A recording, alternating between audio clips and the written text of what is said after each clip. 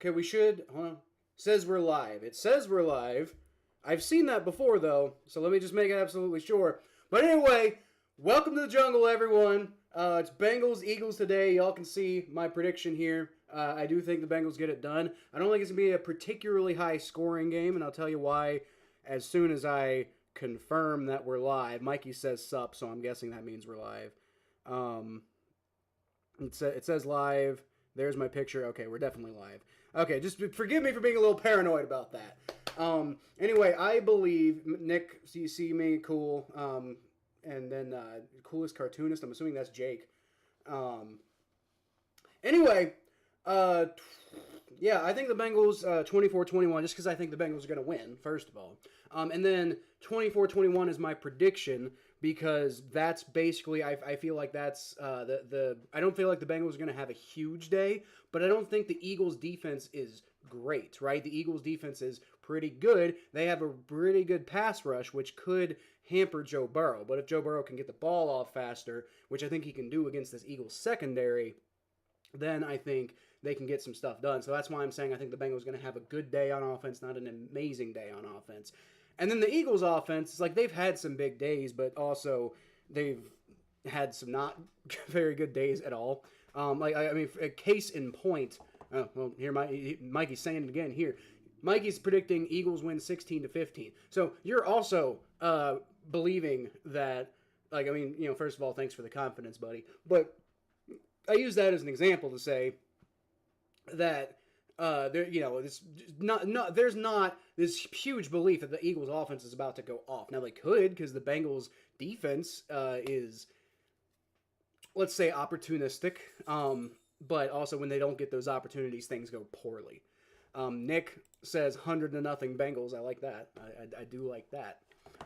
Let me go ahead and get this feed of the game up real quick so that, I mean, it's not started. We got about 10 minutes before the game starts, so I'm not under the gun, but I want to make sure it's already up. So we're good to go. Let's see. Probably should have already had this up, but whatever. We're good. We're good.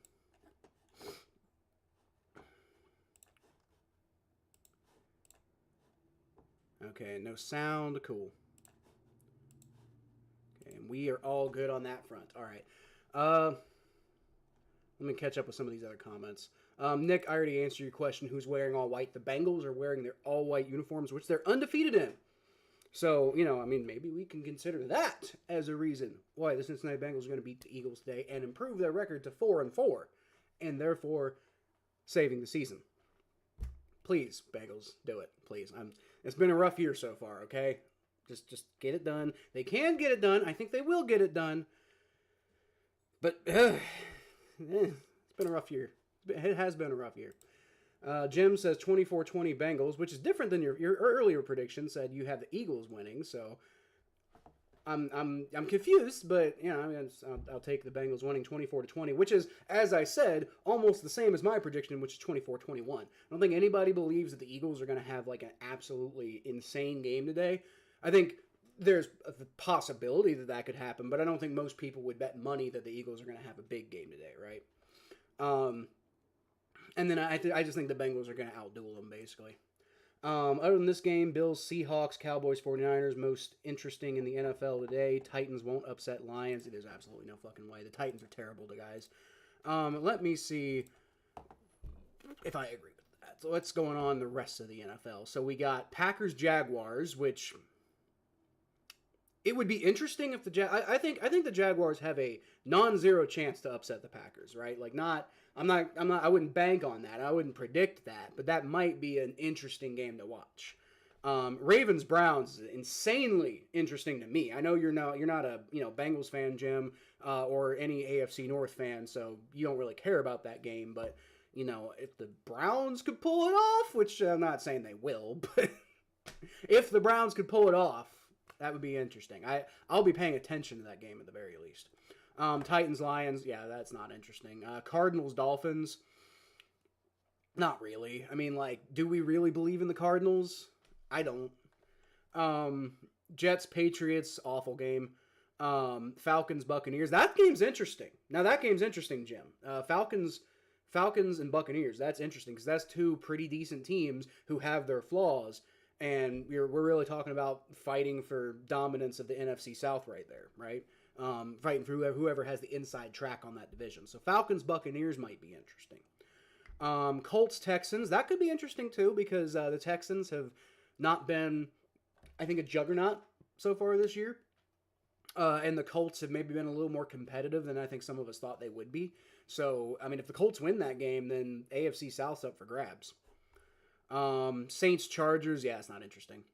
Bills Seahawks.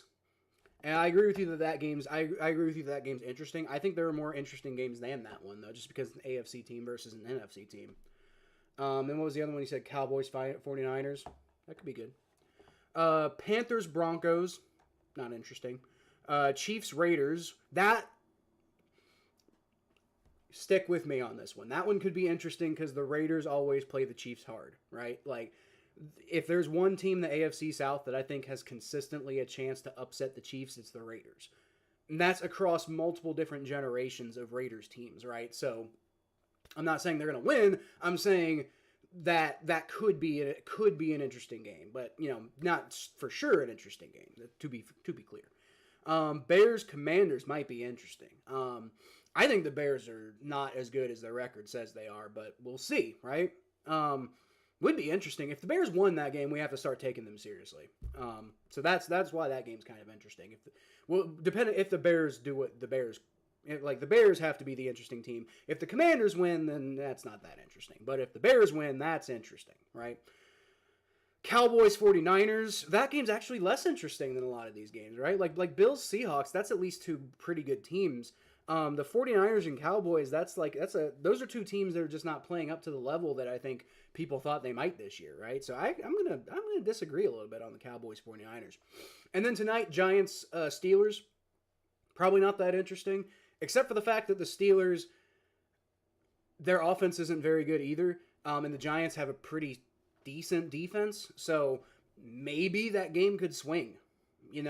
Maybe that game could swing. And so that may be kind of interesting. But maybe not that much more interesting than Bills Seahawks, kind of about on the same level. But I would say the most interesting game that I'm seeing on the slate right now is Bears Commanders. And then as far as just the 1 p.m. games go, I'm sorry, Falcons Buccaneers is the most interesting game on the whole slate, and also that is a 1 p.m. game. So I would say Falcons Buccaneers personally. Let's see if Macaulay Culkin can win it for the Bengals. They do look alike. They sure do. Right now he looks a little bit more like a wannabe Eminem, but although he did grow his hair out, so maybe now he looks more like whatever the name of the guy from what's the name of that band? Sum 41. He looks like that guy, kind of. Derek Whibley. The name of... what a name. Whibley. Yeah, so I would say right now Joe Burrow looks more like Derek Whibley than Eminem. But he certainly tried the Eminem thing earlier. Who's ready to see the Saints lose at 3 p.m., baby? Yeah, I mean, I'm not hoping for that for y'all, but... If you're in tank mode mentally, then yeah, maybe, I don't know. But here's the thing, dude. The Chargers, I don't know. I just don't buy the Chargers at all. So, I mean, you feel how you want to feel about the Saints, fair enough. But I don't see much in the way of the Chargers being all that damn interesting. Okay, it says sup. Okay, so we're getting to when the stream started. Okay, I'm not gonna go through all of these basic comments. I will say what's up to Lily. How you doing, Lily? Yeah, you're Jay. I knew you were. I figured. Yeah, I was like 99.5% sure you're Jake Beskel. I just, because your name is like Nick's got a nickname. That's his name. Like, obvious. I'm like a 99. It's the same. It's basically very, very, very similar art styles. So I was like, I'm pretty sure that's you. It's no 100% no, but pretty sure. Okay, let's see. We about to break scoring records? I don't think we're gonna do that against the Eagles, but I think we're gonna. But I love your confidence, But against the Eagles, I think it'll be a good game. I don't think it'll be a super high scoring game. Find it odd y'all started winning when we started losing. Well, come to the winning team, baby. At least right now. Hopefully it stays that way. I actually think the Jaguars are winning.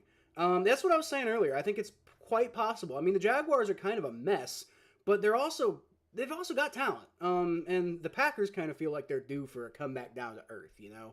So we'll see. But I wouldn't bet on the Jaguars, but I would say that the Jaguars I think have a better chance than people might think. L Cardinals versus the Dolphins. I don't know. I think that one's a toss up, really. I would say probably I think the Dolphins are going to win that game, but we'll see. Falcons suck, but they're going to win. I don't know. It depends on what we get out of Baker Mayfield. If we get Baker Mayfield playing back to playing like on a higher level, instead of throwing a bunch of picks, then I think the Buccaneers will win. But I think it completely depends on Baker Mayfield, honestly. I really like the Colts. I hope they do well. I like the Colts more now than they used to. I never liked Peyton Manning, just as a person. I like Anthony Richardson as a person, and I also kind of like his style of play. His development's been hampered a lot by injuries and stuff, and so I hope he doesn't end up being a bust, but I think he could be good. So I mean, we'll see what happens. I don't even remember, is Anthony Richardson even playing in this game, because you don't know because of all the damn injuries. I've got him on my fantasy team, so I can probably tell you real quick. Although I have 4 fantasy teams, so it might take me a minute to find it. We'll go ahead and through these comments a little bit. Here we go. Okay, not that team. Vikings will whip the Colts 30-17. Well, the Vikings and the Colts aren't playing, Jim. I mean, do they play later this year? Then maybe. I don't know. Vikings are falling off a little bit, to be fair. Eagles 37-12. I'm kidding. Fuck you, Jim. Eminem? Nah. It was Eminem at the beginning of the year when he first, he shaved all his hair and he dyed it, bleach blonde. It was, old school Eminem. But now it's more like, some 41 guy. I mean, he could go the Macaulay Culkin route, too, just because of the very bright blonde hair. Okay, not in that league. I know I got him in one of my teams.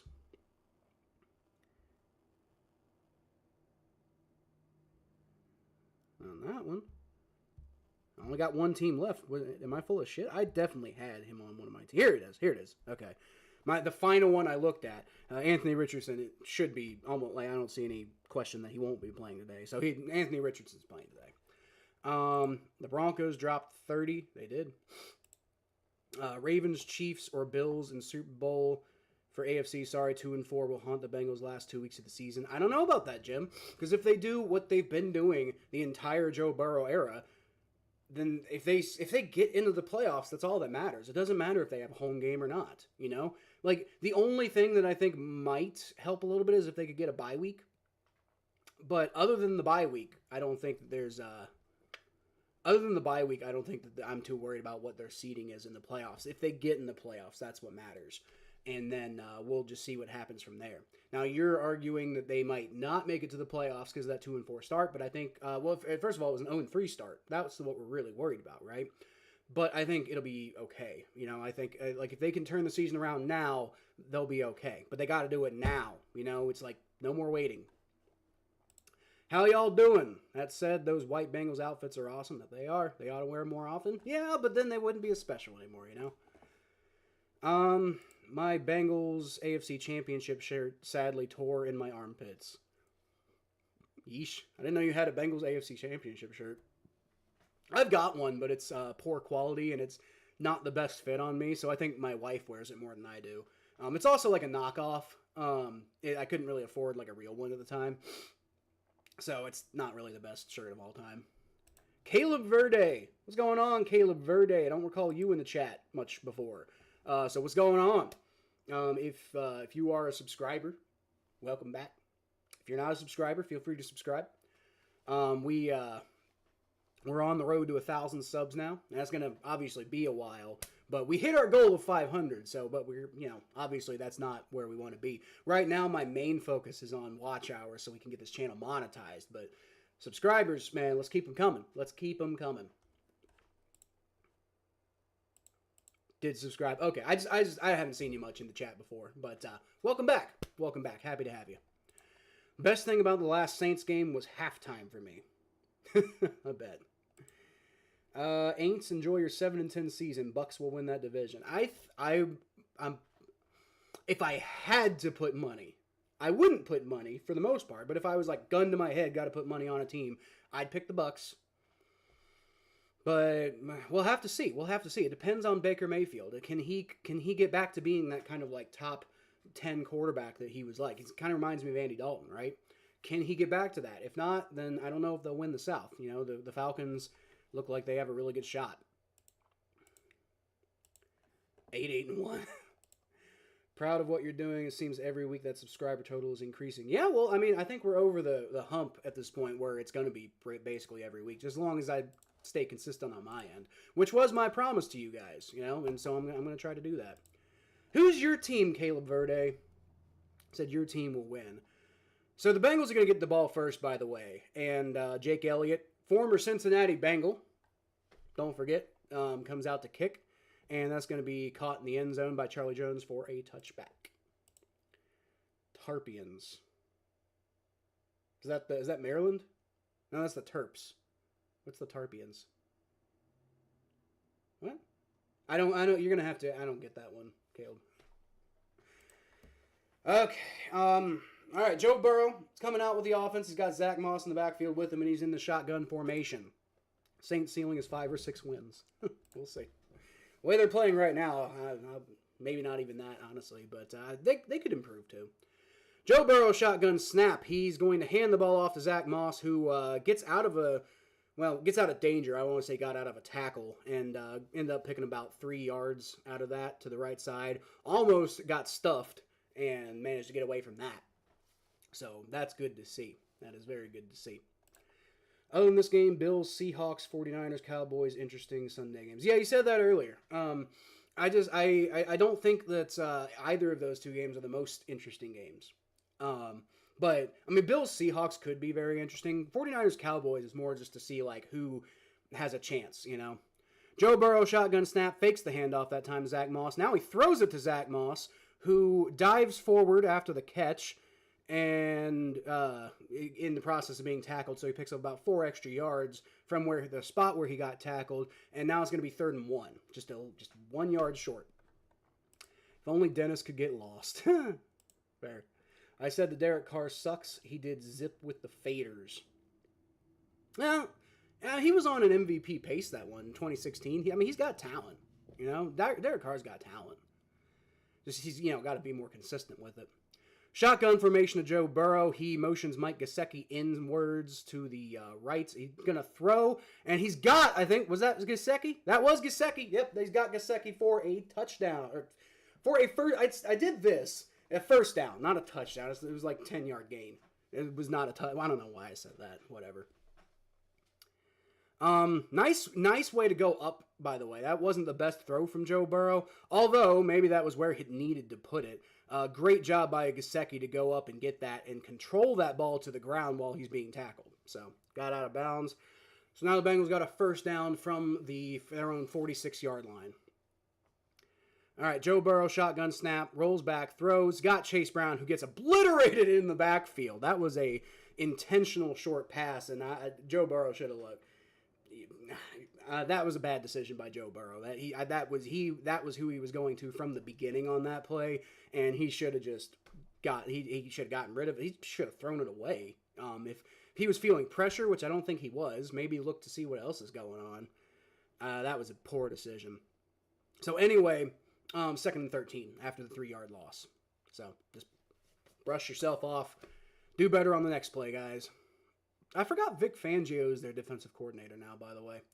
All right, shotgun snap. He throws, and he's got Chase Brown this time, who avoids a tackle and picks up about 6 yards, which is nice, but now it's going to be probably about 3rd and 6 or 7. So, kind of lost the... Oh, it's going to be 3rd and 8, so I guess it's a little bit farther than I thought. Tarpons. What's a tarpon?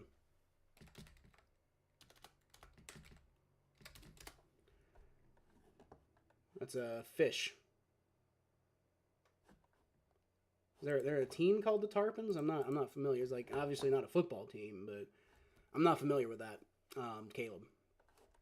All right. Joe Burrow, shotgun snap. He throws. He's got Jamar Chase. There you go. Picks up the first down and a couple extra yards after that. Down to the 40-yard line. There we go. There we go. That was a nice little, I want to say an in-cutting route there. Oh, no, it was a curl. It was a curl. And he gets away from the guy who was covering him and picks up about 4 yards after the catch-ish. There you go. LSU got killed by a backup quarterback. Did they? I don't know. I saw them on TV last night. It didn't look like they were doing that bad. It must have trailed off after that. Shotgun snap for Joe Burrow, and he's going to hand the ball off to Chase Brown, who can't really do anything with it. Avoids a loss. I think picked up about a yard there, but that was not the best run that we've ever seen. Not good. Yes. But it was like a college football team. Like help me out here. Is it a college football team? Is it a baseball team? Like, I don't know who the Tarpons are. 38-23. Ooh, yuck. That was that A&M, Texas A&M they were playing? I can't remember. All right, Joe Burrow, shotgun formation. He's got, I think that's Zach Moss in the backfield with him. Can't tell. Whoever it is, he handed the ball off there and picks up about 4 yards on the carry. But now it's going to be third and probably about 6. Yeah, so 3 yards. 3-yard gain. And they're going to go no huddle here. All right. So Joe Burrow's in the shotgun formation again. He's got Zach Moss. And Joe Burrow's pissed about something. What the hell? Oh, the refs aren't letting him just completely get the play off.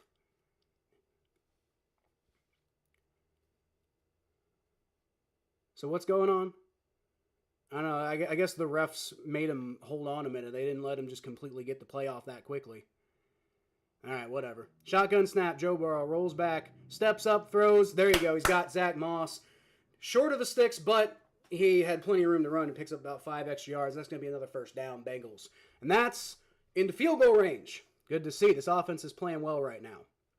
You know, despite the Eagles being known for a pretty decent pass. I see. The Eagles were making substitutions, and the refs wouldn't let Joe Burrow get the playoff. But worked out. Got a first down anyway. Fuck it, you know. I'll catch up to these comments here in a second. 1st and 10. Joe Burrow in the pistol, and he fakes the handoff, runs out to his right. And he throws the ball. He's got Jamar Chase, I think. Yep, Jamar Chase for about a 6-yard pickup. Only into college football when I watch about 3 bowl games a year. I don't even do that.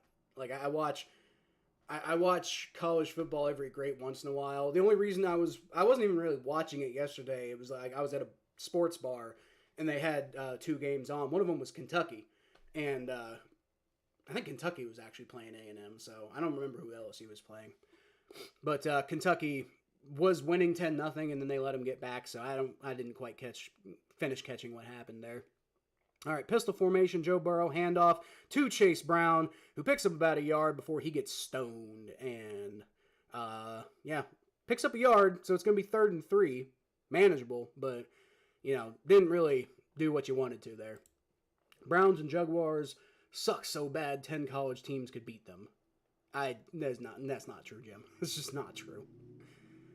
That's just not true. Their backup QB came into 5 straight scoring drives. Jesus Christ. Oh, it's a high school team. Interesting. What high school? Like where is that? It's interesting. Never heard of the Tarpons. All right, Jamar Chase gets the screen pass, and he pushes his way forward for a first down. It was 3rd and 2, by the way, not 3rd and 3, and that's going to be a Bengals first down, and this offense is getting it done.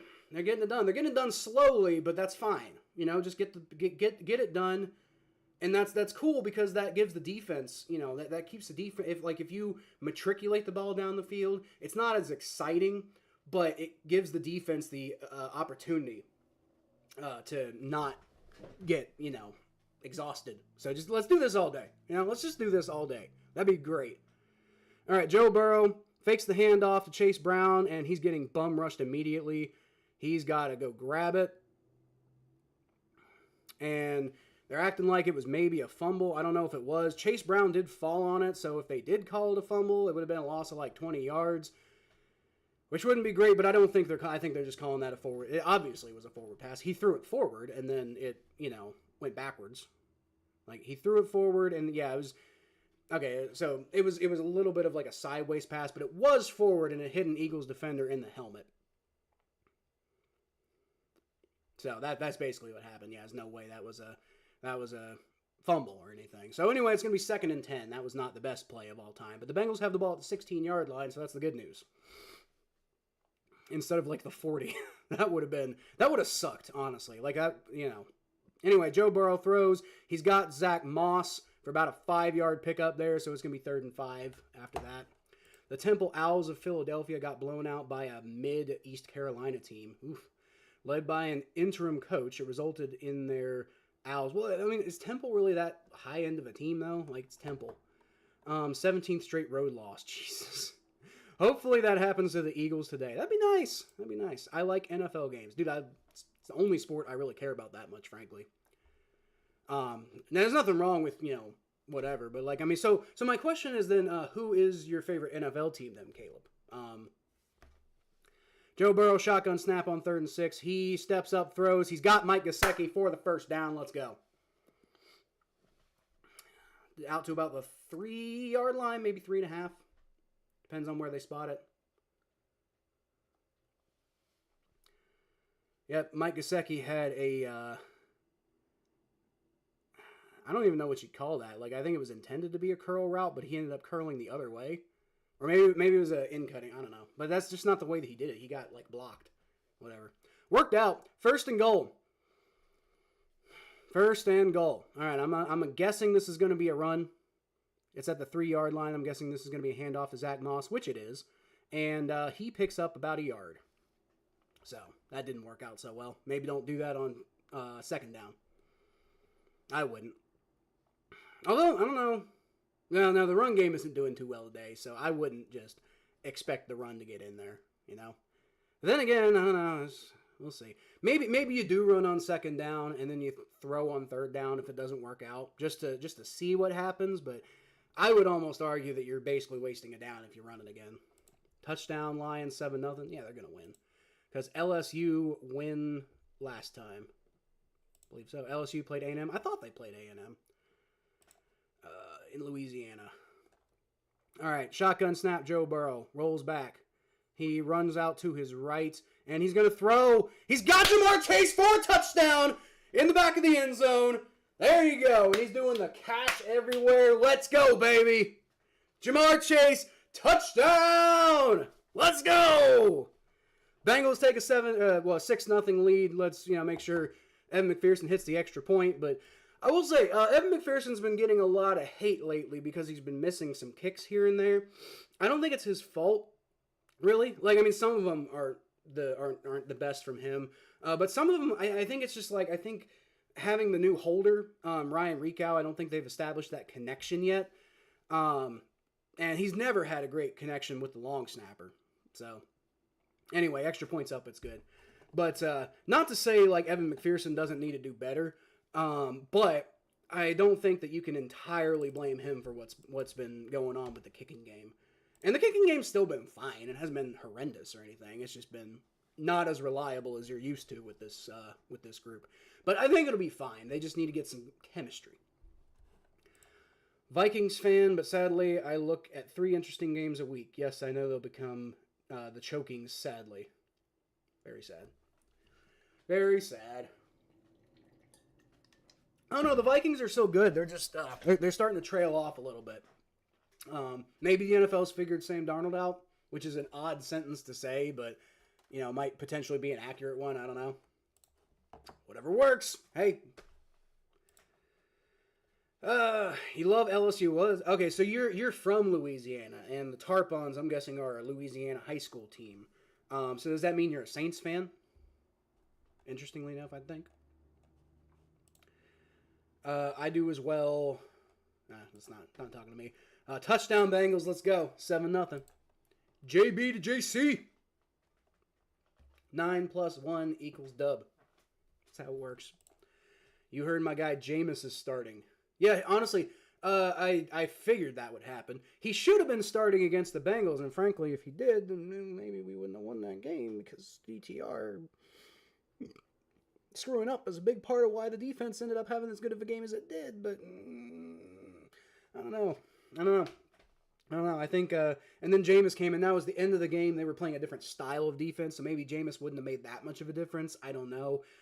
I just know the Browns, I think, for whatever reason, gave the start to DTR. I mean, like, I don't know if Jameis was, like, hurt a little bit, and he didn't feel confident going out there or something, but he ended up being the emergency quarterback and playing better than DTR did anyway. I don't know. That was a weird decision. I mean, I'll take it. You know, the reason that we are not feeling like there's no season right now is because we beat the Browns and the Giants, and also obviously the Panthers. But like we're 3-4, 2-5 would have been kind of devastating. But I do think we should be clear that the decision to start DTR over Jameis might have changed the game a little bit. But then again, I mean, who knows? Who knows how that really would have changed things, honestly. Yep. All right, we're back, and the Bengals are about to kick the ball back off to the Eagles. Let's see if the defense can get something done today. That'd be nice. That would be nice. Get some defense going today. The Eagles' offense has been up and down this year. More down than up, I would say, but they have been up, so we'll see how they perform against this Bengals defense, which tends to like to play soft.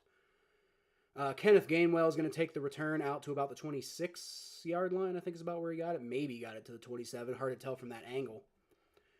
I play football in my school because last Friday they won. Let's go. I'm glad they won. I hate that Kendrick Lamar is performing here in the Super... What? How? Why do you hate that? You hate Kendrick Lamar? You fucking communist. Dude, Kendrick Lamar is awesome. I don't agree with you on that at all. But then again, we don't typically agree on interests outside of football anyway, so I guess that's whatever it is. The Browns are in scoring range against the Ravens for what that's worth on whatever's going on with there. Looks like Jameis Winston's playing well. All right, it's going to be a handoff to, I don't know who that is, number 26, and he picks up about 6 yards, so that's just typical Bengals defense there. Not doing a damn thing against the run game. Saquon Barkley. Okay, so it's Saquon Barkley. He's a very good player, so hopefully they can contain him today, but don't do that all day. That was about a 6. They're calling it 7-yard pickup. Great. All right, Jalen Hurts on 2nd and 3. He's going to come out shotgun formation. He's got Saquon Barkley to his right. And he's going to take the snap. Fakes the handoff to Barkley, and the Bengals get a lot of pressure on him, and then they let Jalen Hurts get free. What the fuck, guys? What the hell? Dude, the pocket collapsed on Jalen Hurts, and they just didn't bother getting him down. What are you doing, defense? Oh my god, you had him dead to rights. Crap, come on. Do better. From the 41-yard lines, 1st and 10, Eagles, Jalen Hurts audibling, changing the play up a little bit.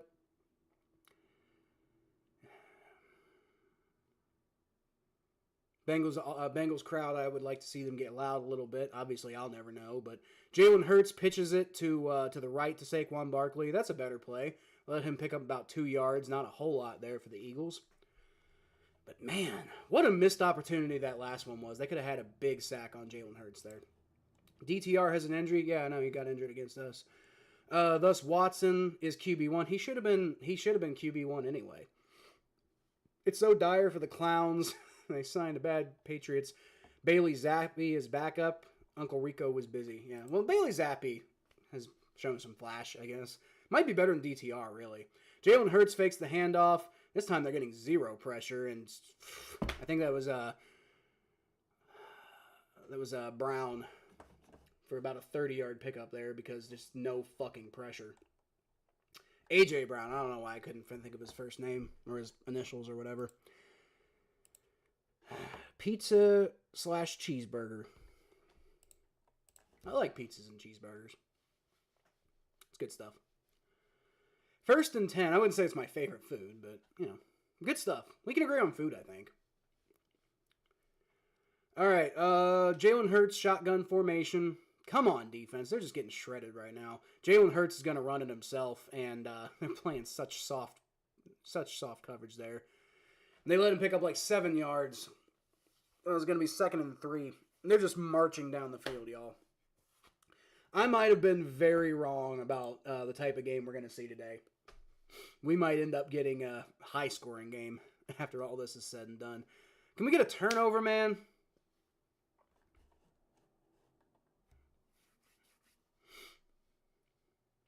Can we get a turnover or something? Man. Saquon Barkley takes the handoff and just keeps his legs fucking moving. Nobody can tackle him. He picks up 6 more yards and it's going to be another first down. Dude, this defense is just...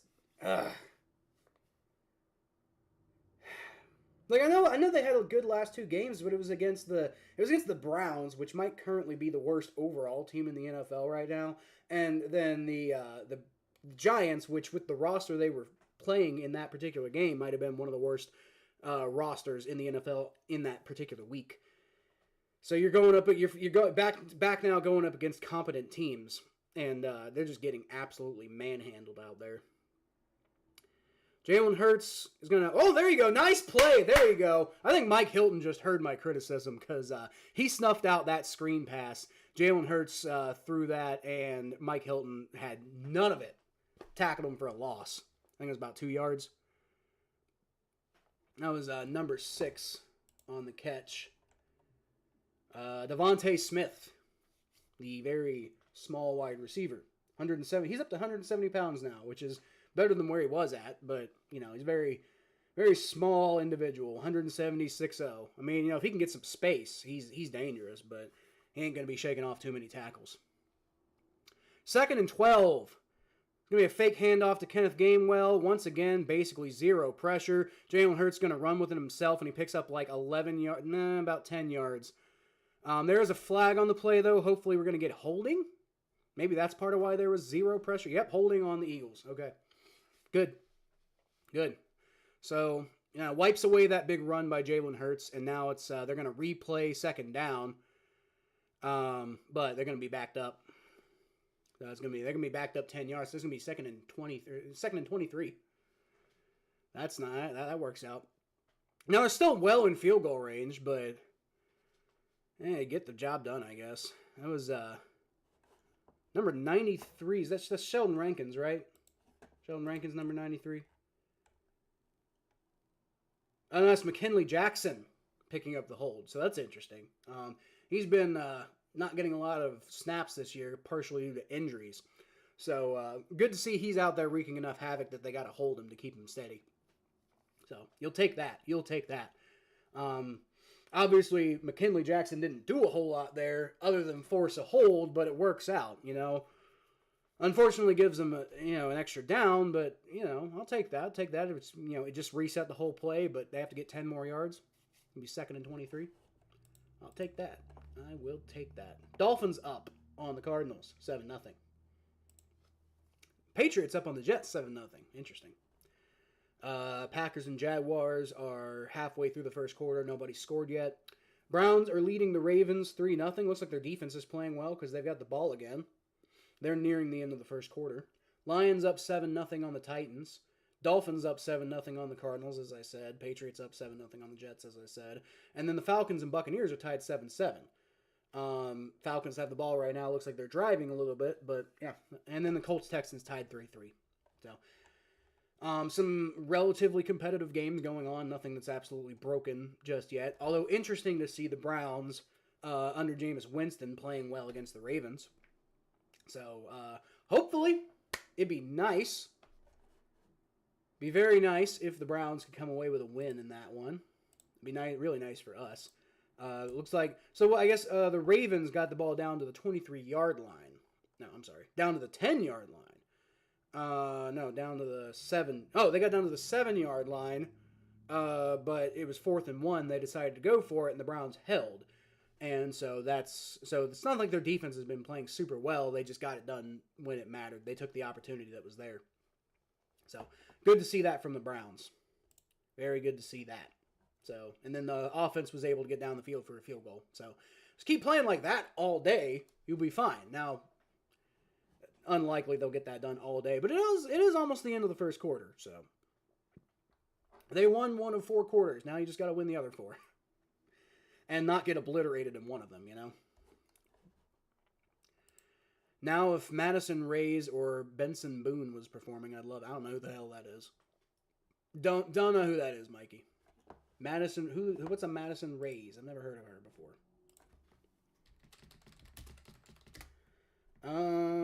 Actress and singer.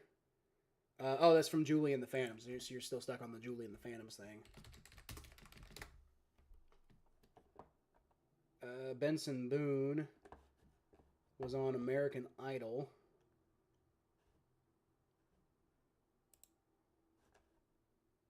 Yeah, honestly, I'm a little like we had so many pop artists for so many years in the Super Bowl. I know that's your genre, Mikey, but like I'm glad that we got some variety in there now. You know, I'm glad it's just not all pop all the time.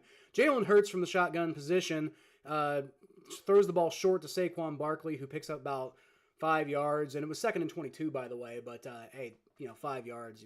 Don't do that all the time, but I guess when it's 2nd and 22, you can afford to give up a few yards. That was like way in the backfield too, so I'm not really sure what the Eagles are thinking there. Like, why would you throw it in the backfield when you have so many? They gave him 7 yards. But when you have so many yards to go, why would you throw it in the backfield like that? That's weird to me. But it's going to be 3rd and 15. Bengals have a good opportunity to get off the field here, so do it. Fucking do it. All right, from the shotgun formation, from the 21-ish, 1.5 or so. Jalen Hurts, he throws it up. That's too far for Antonio Brown. A.J. Brown. So it's going to be 4th and 15. There you go. Bengals defense gets the stop, and the Eagles are well in field goal range. And Jake Elliott, who I mentioned before, as y'all may recall, once was a Cincinnati Bengals kicker. I believe we drafted him. I believe we drafted Jake Elliott.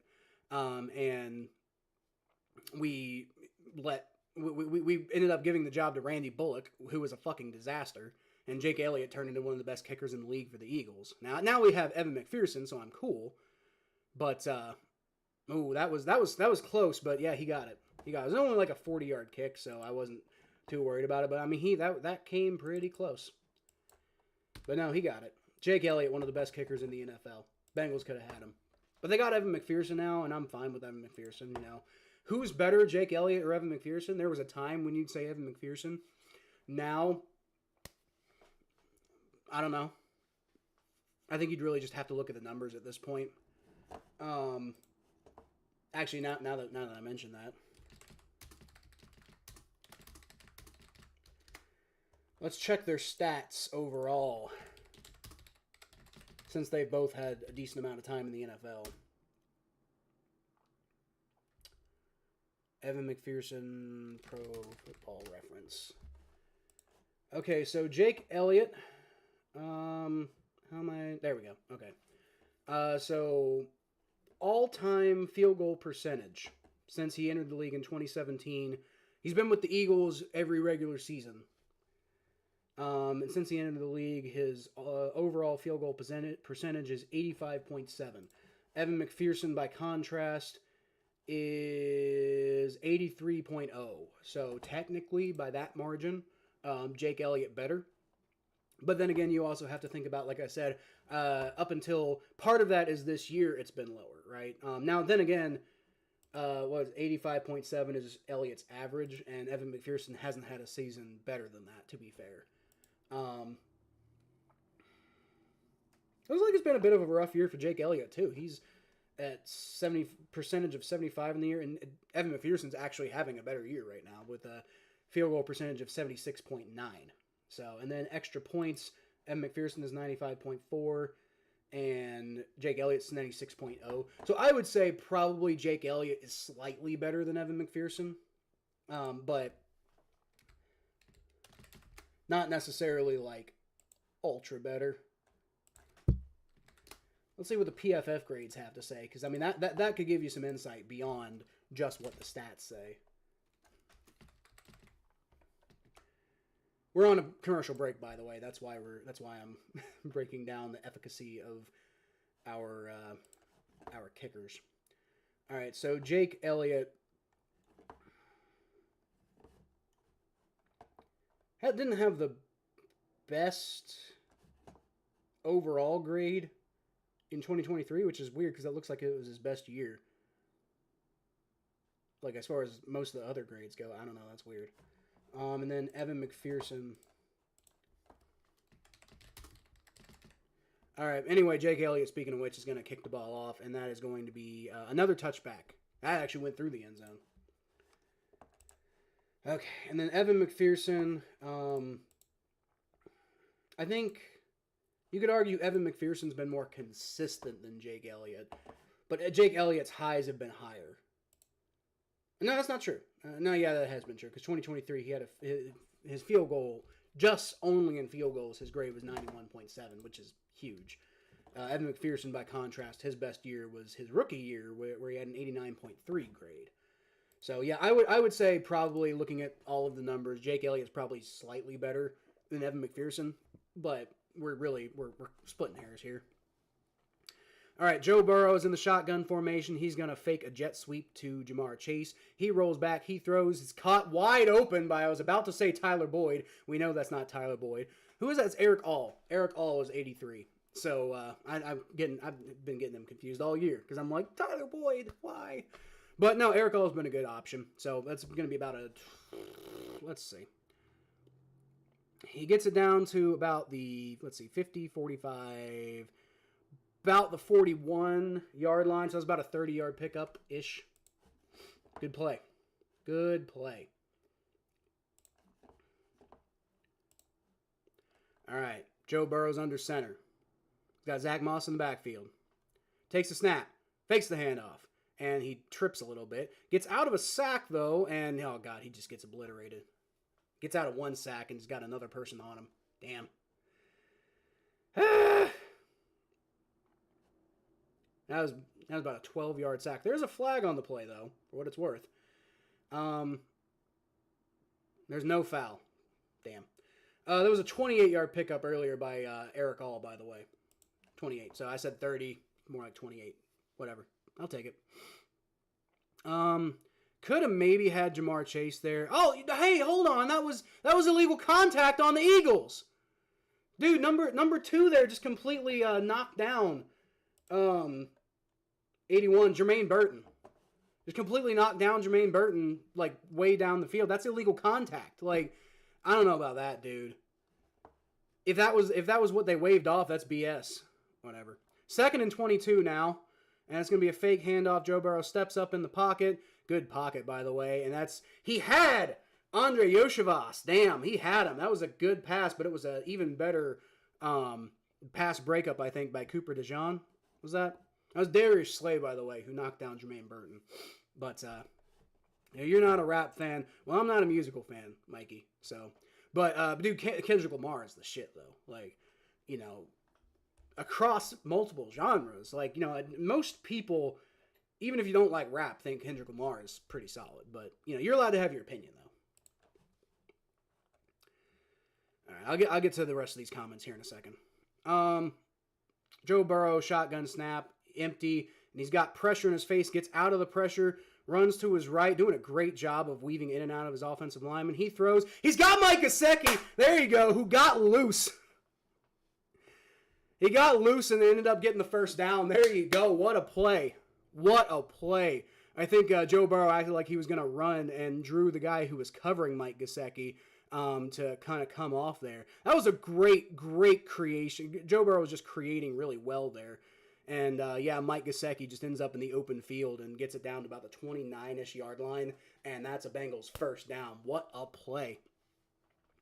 This game should go by fast, as there won't be many stoppages due to Hurts and Barkley being able to run the ball efficiently, much to the Bengals' chagrin. Yeah, it's not great. All right, so Andre Yoshivas is motioning to the left. It's going to be a handoff, though, to Chase Brown. Picks up about 2.5, maybe got 3. I don't know. We'll see what they give him. I eat pizza and cheeseburgers. Me too. Me too, Caleb. What's up, Daniel Berry Sports Highlights? What's going on? Adam Goodwin. Haven't seen you in a minute. What's up, buddy? Man dropping in today to say, let's go Bengals. Who fucking day? Let's go Adam! Ugh! You can have an opinion, but I think Lamar is overrated. We'll discuss that here in a second, Mikey. 2nd and 7. Joe Burrow takes a shotgun snap. Rolls back. Throws. He's got... Oh, God. He had Chase Brown, who probably didn't have a first down, but probably could have about 5 yards there. Just dropped it. Damn. Okay, Kendrick Lamar overrated. Why do you think that? If you don't like rap, how can you think he's overrated? Like, you know, if you just don't like rap, so I don't think you can have much of an opinion on rap if you don't like it. But as far as like, you know, younger musical artist goes, Kendrick Lamar is probably the best, like the most musically talented guy out there. Like just from a pure musical standpoint, he's way better than half of these idiots who are out there on the scene right now, in my opinion. I disagree with that take entirely, Mikey. Joe Burrow takes a shotgun snap. He rolls back. He throws and caught by Mike Gesicki for another. Yes, he did catch it. Okay. I didn't see the ball for a second, but he did catch it. Mike Gesicki making a huge impact on this game right now. Eagles not getting great pressure against the Bengals, and they're not getting terrible pressure. They on that play, they did. Oh, what a one-handed grab by Gesicki there. Man, what a play. Joe Burrow drops back in the shotgun formation. He's got Jamar Chase, reaches forward, picks up about 6 yards. They're not giving it to him, though, so whatever. I guess it's 5 yards. Man, what a play by Gesicki there, dude. One-handed grab. That was not the best throw by Joe Burrow. But Mike Gesicki extended his arms and caught that ball. Got both feet in. Let's go, baby. 2nd and 4. Listen to some songs from him, and people think he's the best ever. I don't think people think he's the best ever. I'll address that in a second, though. It's shotgun formation for Joe Burrow. Going to hand the ball off to Chase Brown, who doesn't really get a whole lot done there. Picks up about 2 yards. Bengals run game not doing great today. Eagles are definitely handling that pretty well. I'm not saying nobody thinks he's the best ever, but I think in general it would be a hot take to say Kendrick Lamar is the best rapper of all time. I don't think that's accurate. So it's going to be 3rd and 3, by the way. But I don't think anybody thinks Kendrick Lamar is the best rapper ever. But I do think he's the best from the current generation. Who else is better? Honestly, you tell me, Mikey. If you disagree with that, if you think he's overrated, tell me who's better, at least from this current generation. Joe Burrow steps back. He throws up and bobbled and dropped by Jermaine Burton. That was tough coverage by Darius Slay, though. Damn. It's going to be 4th and 3, and going to have Evan McPherson come out for a field goal attempt. That was insanely good coverage by Darius Slay, dude. Just fantastic, absolutely unbelievable. That's what you pay Darius Slay all that kind of money for, dude. I mean, and that's not pass interference or anything. That's just getting your hand up and breaking it up. Eminem, I agree. Eminem, possibly the best rapper ever. I was saying from this current generation. Eminem is from my generation. We're old now. Old news. Evan McPherson, kick is up. That is good. That was a very easy but very solid kick there by Evan McPherson. Lil Wayne is also old, Mikey. Lil Wayne is from my generation, and no, Lil Wayne is not better than Kendrick Lamar. Lil Wayne, I think Lil Wayne is overrated personally. He's very good, but at the time, people acted like he was the Kobe of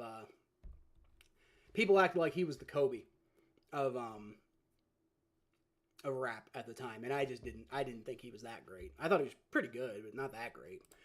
J. Cole, that is an argument some people make. I wonder what Thomas thinks, because Thomas is a big J. Cole fan. I wonder what he thinks. I wonder if I could get him on the phone. Maybe we could settle this debate with Thomas, because Thomas, big J. Cole fan. I wonder if he thinks Kendrick Lamar is better. Personally, I like J. Cole. I respect that, but you're just really throwing names out here at this point, Mikey, just because you're trying to prove me wrong. But you know, if I'm taking your comment seriously, then J. Cole is a fair argument, very good. I think Kendrick Lamar is better, personally, but J. Cole's pretty good. I'll give you J. Cole. J. Cole's a solid argument, but J. Cole's the only one I can think of who's even on the same stratosphere. Nobody else is up there. J. Cole's the only one I can think of who's comparable. Based on how the Eagles' offense carved up Lou's boys, taking the points to extend the lead to a tutty was smart.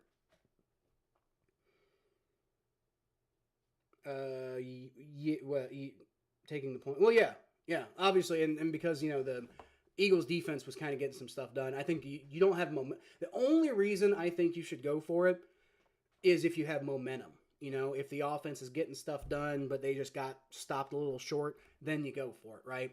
But I mean, what did they have? What were they at?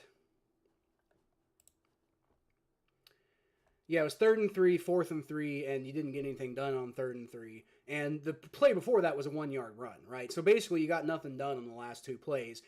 I think you're right. You take the points at that point. If the offense was moving, and you think that you see a weakness that you can exploit, yeah, absolutely take the 4th down. I love being aggressive, but don't be stupid. I think not being stupid is smart. So yeah, field goal. I don't think anybody's going to disagree that the field goal was the right decision there. Those are the only 3 ones I would choose to listen. Well, then you just don't have much of an opinion on this one. I don't think you are arguing that J. Cole is better than Kendrick Lamar, which by my definition of Kendrick Lamar being the best rapper of the current generation, that would be fair to say that he's overrated, because I'm saying he's number 1. You're saying he's at least number 2. I think your level of vitriol here is a little overblown for somebody who you think is not the absolute best, but might be number 2. But you're allowed to have your opinion. Those are the only 3 that you would choose to listen to, though. Really? Like, I just don't think you have enough exposure. Like, dude, here's the thing. I sound like an old idiot when I say stuff like this, but like a lot of modern rap is shit. It's a lot of, I think they've been kind of going away from the mumble direction in very recent years, but a lot of it's tainted by that mumble rap bullshit that I hated in like the 2010s. And yeah, I think that's you can't understand Kendrick. How can you not understand Kendrick? I feel he's very articulate personally. Jalen Hurts throws and he's got Devontae Smith. No, but he doesn't. Devontae Smith is not able to catch that one. And that was an interesting throw by Jalen Hurts because he threw it behind, like way behind Devontae Smith. Devontae Smith, I think, might have gotten a hand on it, but I guess he must have not come up with it. Looks like Anthony Richardson throwing a big touchdown there to whoever that is. I can't see who the player is, but big touchdown by Anthony Richardson. So the Colts have taken control of that game. Not taking control, but they've taken the lead. 2nd and 10, the Eagles from the 30-yard line. Jalen Hurts is under center, and he's going to fake the handoff. And what the hell? I don't know what the hell. So, like, the Bengals were about to get a ton of pressure, and then they just decided not to rush anymore. And now there's a flag on the play, and I'm really confused. Jalen Hurts throws it in the dirt. They're saying the ineligible man downfield on the Eagles is declined, so now it's going to be 3rd down, which is the correct call, but that was a really weird series of events. I don't know what the hell all that was. All right. Jaguars and Packers are still tied 0-0 into the 2nd quarter, so that's not a good look on the Packers for that, what that's worth. Ravens and Browns are tied 3-3. Lions and Titans. Lions are only winning by 1 point, interestingly enough. It's 14-13. That is where you miss Aiden Hutchinson, I think, because that defense is not playing as well as they could be. Dolphins up 10-7 on the Cardinals as Jalen Hurts takes a shotgun snap. He's going to throw, and it's caught. I think he's about a yard short for the 1st down, though. So the Eagles are going to be, it's going to be 4th and 1, and you're still on your own side of the field here, so I think you punt the ball. Good job. Good job. You let him get the yards. You let him get some yards, but you don't let him get all of them. That's perfectly fine. I mean, maybe Cam Taylor-Britt can play a little bit better coverage on that play, but it looks like the Eagles are going to go for it, though. They might be doing a hush push. All right, come on, Bengals, stop him. All right, Jalen Hurts. Nope, he got it. Damn. They tried to stuff the middle, and Jalen Hurts, Jalen Hurts very much seeing the opportunity there, and he goes to the left. Yeah, the Bengals stuffed the middle, and Jalen Hurts just goes to the edge, where he knows there's going to be an open opportunity. That right there is why people tried to ban the tush push. I disagree. I think stop it, And they just did it against my team. I still say stop it, Like, defenses, stop whining and just stop the play, Figure out a way to stop it. Jalen Hurts hands the ball off Saquon Barkley. Got a 5-yard pickup there. It's bad defense. That's just bad defense right there. Ooh, I think Lane Johnson is hurt on the Eagles. He's grabbing at his leg. That's a big loss. Hopefully he's okay. But he's rolling around on the ground and stuff. Hopefully he's okay, but if he's hurt, that's a huge. If he's out, that's massive. He's one of the best offensive linemen in the NFL. So if they lose Lane Johnson, that's devastating. That's not good at all. I mean, you still got Saquon Barkley. Jalen Hurts is still a good runner, and I think that's enough to beat the Bengals. But, maybe the Bengals can get better pressure without Lane Johnson in there. So that's huge. That's absolutely huge. That sucks for the Eagles if he goes out. And like I said, the most important thing, hopefully he's okay. But from the Eagles' perspective, that's bad. That's very bad. So it's actually tied 14-14 Titans-Lions. Interestingly. Although the Lions do have the ball, they're well in field goal range, so they'll probably take the lead back here soon.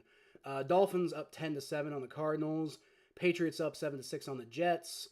Buccaneers up 14-7 on the Falcons. And then the Colts up 10-3 on the Texans. My theory is that the Texans are overrated. Let's see if the Colts can prove me right there.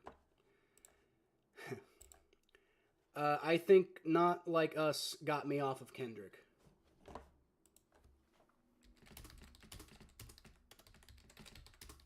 I don't know if I've heard that one, actually. Now, to be clear, I don't super follow everything Kendrick Lamar does. Looks like that video just came out recently, so I'll have to look that up. But I don't follow everything Kendrick Lamar has done. I just know everything he's done for most of his career has just been incredible, right? But I'll look up Not Like Us. I'll look up Not Like Us to give it to see what you're saying, to be fair. I see dead people. Mustard on the beat, ho.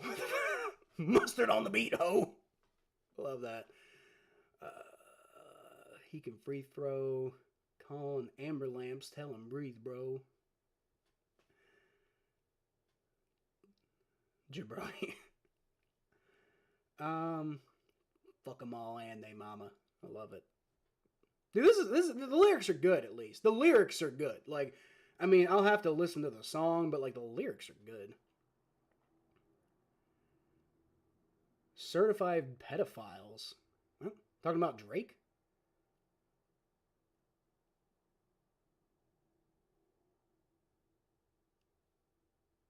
Interesting. Think the Bay let you gonna disrespect Pot. The lyrics look good. I'll just say the lyrics look pretty good. Like, but I'll look up the song. But, like, the lyrics look good. I don't know. I think these are solid lyrics here. 2nd and 6. Jalen Hurts is in the shotgun formation. He's got, that's not Barkley. It's not Gamewell in the backfield, who ends up getting the run, and Bengals give him about 2 or 3 yards. Not a terrible play there. It is going to be 3rd and probably 3, maybe 4. Unfortunately, Sirianni and the Eagles are very aggressive, as they'll do the tush push often, since he was just another victim of it. Yeah, well, again, my perspective on the tush push is find a way to stop it. Stop being babies and trying to ban every damn play, It's fine. It's fine. It's a football play. Just fucking man up and stop them, Although I do think defense should be allowed to play defense a little bit more, to be fair, but whatever.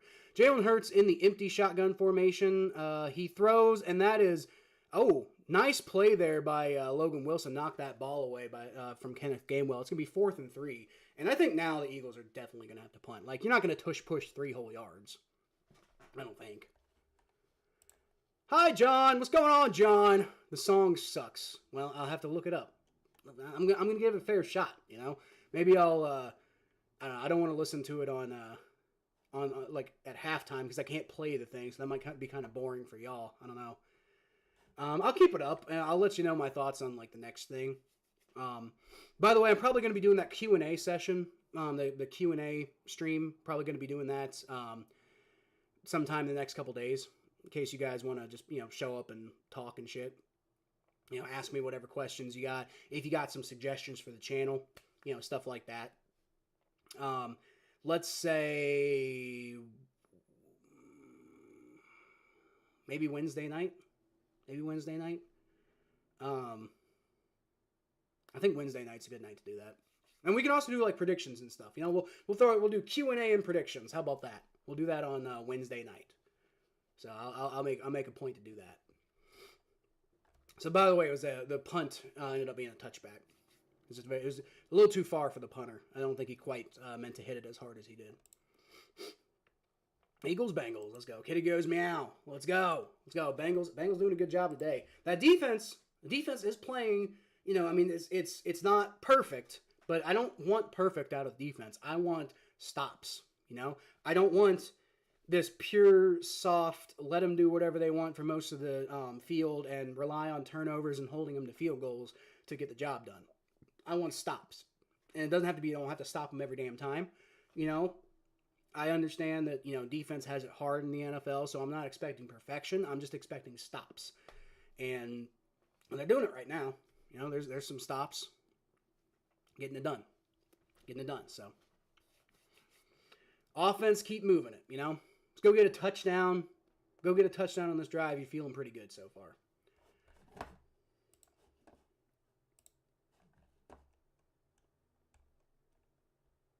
Oh, we're in the second quarter, by the way. We've been in the second quarter. This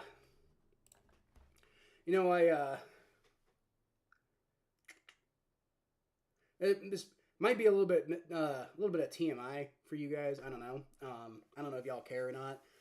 But as far as it relates to the stream and everything like that, I got diagnosed with ADHD, pretty severe ADHD, and I've been doing a lot of stuff to try to account for that. So I was kind of hoping maybe that could account for me, remembering to actually change the scoreboard, and clearly that has not helped. So yeah, maybe in the long run, I don't know.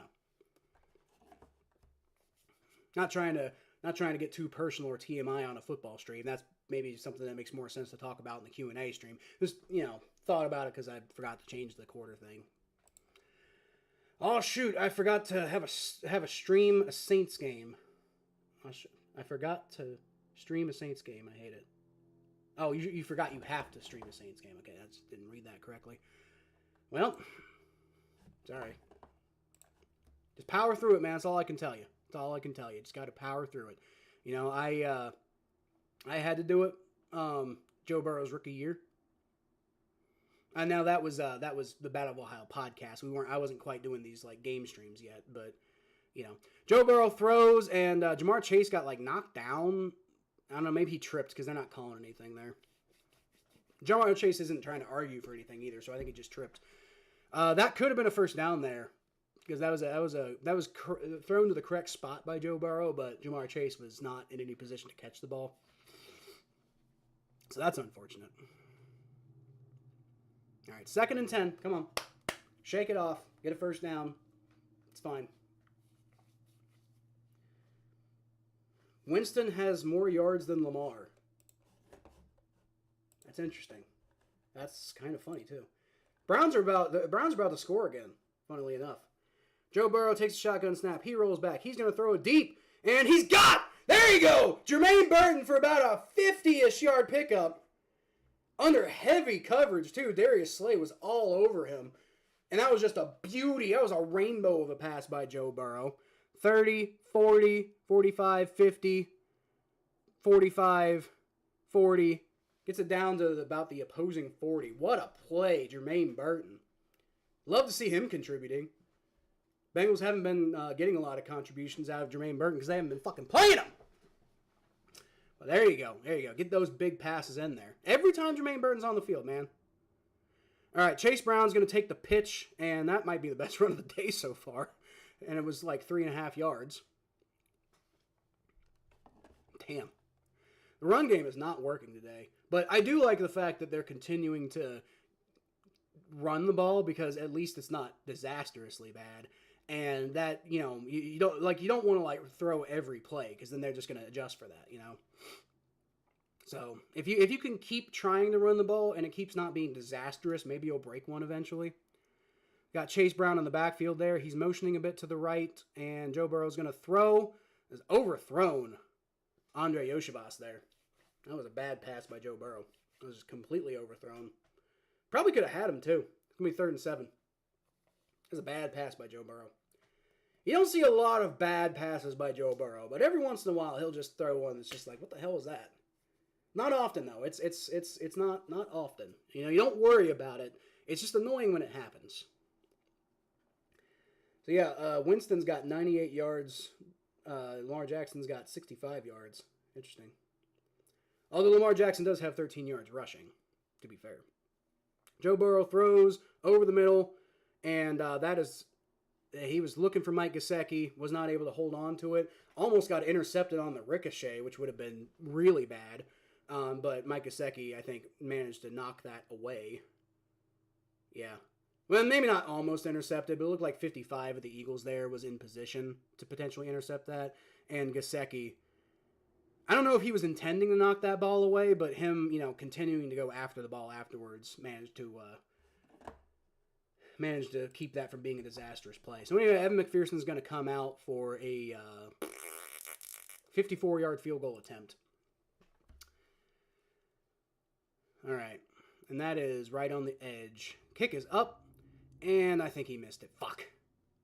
God damn it. He missed it. And it wasn't short. It was wide left. Damn, Mac. That was a good snap, good hold. He just winged it. Yeah. People are going to talk about that too. People are going to talk about a bunch of Bengals fans are going to be all over Twitter. Whether we win or lose, they're going to be talking about Mac. I don't know what's up with him, dude, but you got to figure it out. Those incompletions on this drive really killed the Bengals. If I was the coach, I actually would have punted due to the offense inconsistency, which snake bit Evan on the field goal.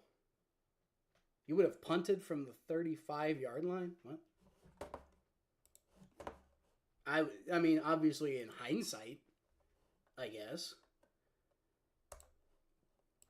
I don't agree with that, though. The 36-yard line. This is a 36-yard line. You're like, well, we should punt. Well, if you punt, then you're basically hurting Evan McPherson's confidence even further by saying we don't trust you anymore. I don't agree with that. I don't think you punt there. That's no. Now he should make a 54-yard field goal. The fact that he didn't is a problem. But you got to keep giving him opportunities unless it's just consistently catastrophically bad. I don't agree with that. You don't punt there.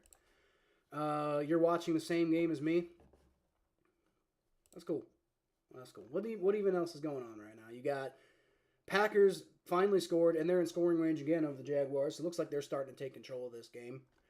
They're up 7-0, but they're probably at least going to be up 10-0 here soon. Ravens and Browns still scored 3. Oh, no, Browns got a field goal, so it's 6-3. Lions are really taking control of that game. 28-14. Dolphins up 10-7 over the Cardinals. Jets up 12-7 over the Patriots. Falcons and Buccaneers tied 14-14. Colts, Texans tied 10-10. So, the Browns have the ball again, interestingly enough. I guess the Ravens went 3 and out. Yep, Ravens went 3 and out. Real quick 3 and out, too. Maybe. I don't know. What's going on there? Because the Browns have the ball again. I'm confused. The Browns have the ball again after the field goal, and I'm not really sure what's going on there. Unless they're building it up for the eventual kickoff, that would make sense. Because there's currently a timeout. Why is there a timeout on the kickoff? I don't know, but whatever. All right, come on, defense. Come on. Offense didn't get it done on that on that drive, but you've been having a pretty solid game so far, so just keep the momentum. Keep the momentum. Come on, defense. From the 41-yard line, after the missed field goal, it's going to be a handoff to Saquon Barkley, and boy, that's not the way to keep the momentum. Picks up about 8 yards on the run, even though he had about 4 defenders on him. That's not good. Come on. Come on. Don't do that. 7 yards, actually, not 8. 2nd and 3. Kellen Moore is apparently their offensive coordinator. Wonder how Cowboys fans feel about that, because they loved him and then they hated him. Kellen Moore. So I don't think it was Kellen Moore's fault, though. I think it was Dak Prescott's fault. Not Kellen Moore's fault, personally. 2nd and 3. It's going to be a handoff. That time Saquon Barkley, who picks up about 2 more yards. Not quite enough for the first down. It's going to be 3rd and 1. Can you get off the field? Even if you try to get off the field here, this is in no man's land, so the Eagles are almost certainly going to push it on 4th down. So can you get a turnover? That'd be good. Trade you Dennis and Derek for Doritos. Well, we don't really need either of them, so I'm gonna decline that one, Mikey. All right. No, they're just gonna push now, and the Bengals are. I think they stopped them, so it is 4th down. I think it's just barely. It's gonna be 4th and inches, so they're gonna push again, almost certainly. But that is not. I don't believe that's. They're saying it's a 1st down. I don't agree with that. I don't know if you can review this. Jalen Hurts. Yeah, according to that angle, that's short. The Bengals should challenge this. The Bengals should challenge this. According to that angle, that's short. I don't agree with that at all. I don't know if there's enough evidence video-wise because you can't really see the ball, but I don't agree with that being 1st down. Not that I think it would matter, but anyway, Jalen Hurts shotgun snap. He throws, and that's caught. Wide open. Wide open is Grant Calcaterra, tight end, number 81. Cam Taylor-Britt looks like he's shaking up on the play, too. Nice pass by Aaron Rodgers for that touchdown, by the way. I mean, not a great pass, really probably more of a great catch, but, that was exactly where it needed to be. It was on the floor, but, receiver caught it. Jalen Hurts takes a shotgun snap. He throws. It's caught Saquon Barkley, and that's a nice tackle there by Von Bell. Not giving him any extra yards, and that's maybe about a 3-yard pickup. Not great coverage, but hey, holding to 3 yards, and that's better than nothing, really. Now, you got to stop him, though, man. You got to stop him. Got to stop him, because if you can get the ball back, then, if you can get the ball back, then the offense has a chance to go put points on the board. Let's see. Bengals did get the ball first, so you really don't want to let the Eagles double up. That's the main thing. I mean, they're going to get a field goal, but maybe you can at least get a... The Eagles false started, though. Hey, there's something. Now, that's not going to push them out of field goal range, but that'll help with the drive a little bit. Maybe you're now thinking about holding into a field goal when you got all your timeouts. You still haven't had the 2-minute warning yet, although the next play will probably be the last play before the 2-minute warning because it's 2:01. Okay, now it's actually the 2-minute warning. I lied. So we are at the 2-minute warning. It's going to be 2nd and 12 for the Eagles. Can you hold them to a field goal, and can you do it without letting them run a lot of time off the clock? Because then you can potentially, they're going to almost certainly get a field goal here. And then can you avoid them doubling up by going and getting at least a field goal of your own? Maybe a touchdown. That'd be great. You got 3 timeouts. You could do it. But, I mean, come on, let's get it done, though.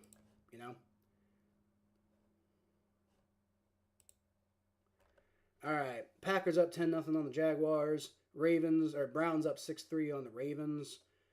2nd and 10 from the Baltimore 19 right now. So the Browns looks like their defense is handling the Ravens pretty well.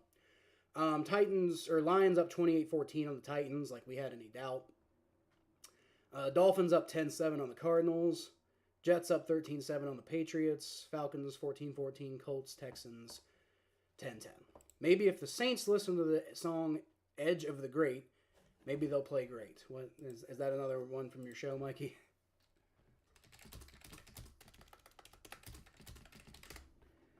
Edge of the Great. Yeah, it looks like it from Julie and the Phantoms. I don't know. Maybe the Saints are big fans of Julie and the Phantoms. Interestingly enough, maybe they are. You never know. Doesn't seem like it would be my thing, but it certainly could be other people's thing. To be fair, I'm not trying to tell other people how to feel about things. I wasn't able to talk about inactives earlier, but now that we're on a commercial break and I don't have a whole lot else to talk about, let's talk about some inactives. So we got T. Higgins is out for the Bengals for what it's worth. So y'all may have been wondering that for your fantasy teams. Probably too late now. But T. Higgins is out. And other than that, it's Dejon Anthony, Cedric Johnson, Tanner McLaughlin, J. Tufele. Basically the usual suspects. Tanner Hudson playing for the Bengals, I guess, since Tanner McLaughlin is out. So I guess they gave him an opportunity after that terrible, after he basically lost the Patriots game single-handedly. Well, no, it's not his fault entirely, but he could have made the play that won the game for the Bengals, I think is the key. And then for the Eagles is Jordan Mailata, who I believe is a starter. And then they got, I didn't see what happened with Lane Johnson, so maybe something to pay attention to there. James Bradbury, the safety, who's, I know he was kind of a big deal, at least as far as a free agent goes, so,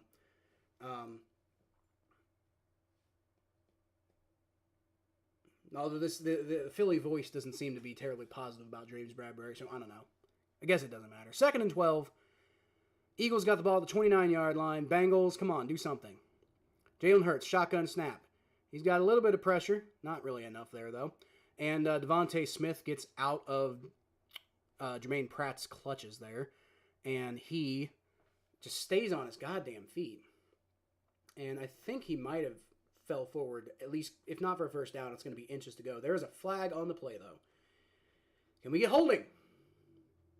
I don't know. I didn't see what the flag was, so I'm just throwing stuff out there, hoping it sticks, honestly. And then Alfred, oh boy, no, he's not playing either. He's on IR. Personal foul on the Eagles, whatever it was. Maybe it was a face mask. I don't know. I'll probably tell once they do the replay here. 51, what's he doing? Like driving him to the ground. Or was it like blocking the back, maybe? I don't know. I didn't quite see what he was doing there, but whatever. But I also didn't see what the call was, so I couldn't tell you whether it was a good one or not. Unnecessary roughness is what it was. All right, 3rd and 16. Come on, defense. You got 3rd and 16 here. You got a golden opportunity. Not golden, but you can hold them to a field goal, get the offense on the field. Come on.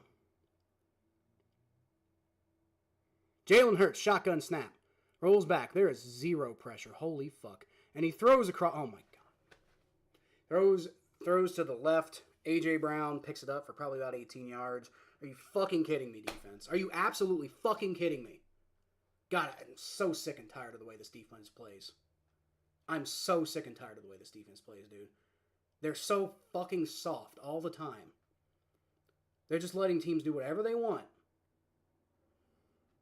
Hate it. I hate it. I absolutely fucking hate it. Because teams can do whatever they want. It's bullshit, dude. I don't understand why they can't modify their defensive strategy. I know their idea is don't let them get big plays, but isn't that a big play? I mean, I guess they don't let a whole lot of home run plays go, to be fair. But big chunks matter. And when teams just march down the field like that, man, you just miss opportunities. And now if you hold them to a field goal, they're basically just going to run the rest of the clock out. I think the Bengals took their first time out, so it's going to be 1:36 left to go. How do you feel about the ending of Thursday Night Football? I don't remember. Let me refresh my brain. Vikings, Rams. The Vikings got a safety. Oh, right. There was supposed to be a penalty or something. Jalen Hurts takes the ball himself and gets 10 yards, 11, 12, 13. Fuck. Come on, defense. Absolute fucking bullshit. God, you might as well just let him run the clock out at this point. God, good God, man. This defense is just pathetic when it matters. Terrible. It's disgustingly bad, man. Is your strategy now let him get a touchdown? Maybe we can go get a field goal? Is that your strategy? Good God, people. Unbelievable. Ravens are getting me mad like crazy. Yeah, they're not doing great, dude. Browns are up 6-3 and have the ball right now. Lamar Jackson has got 70 yards passing, 13 yards rushing. Hasn't gotten the goddamn thing done, really. Interesting. Jameis Winston's 110 yards. Hasn't done a whole lot, but he's doing better than Lamar Jackson. So that's rough for you, Seth. Good for me, though. The Bengals can fucking hold on and win this goddamn game instead of letting the Eagles do whatever they want. Now the Eagles are taking a timeout. I guess they weren't ready. Bengals crowd going nuts, and they're making them burn a timeout. Doesn't matter now. I mean, I'm glad the defense is, or the crowd is causing chaos. It's great. That's good. That is good. It's just it's not, right now. Them burning a timeout's like not really gonna help too much. Your defense sucks. Play the Saints, and you'll think you have the best defense ever. Well, you know what? That's fair. We played the Giants, and I thought we had the best defense. It looked like they had the best defense ever at that point, to be fair. I was hoping the Eagles' lack of discipline would result in their drive stalling. I hate being wrong on that. Yeah, well, the Bengals' lack of discipline almost always supersedes other teams' drive stalling. That's the problem, Jay. That's the problem. Kitty goes meow.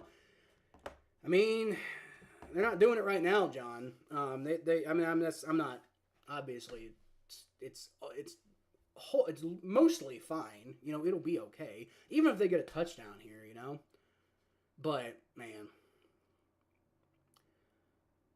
Saquon Barkley, and they stop him in the backfield. It's okay.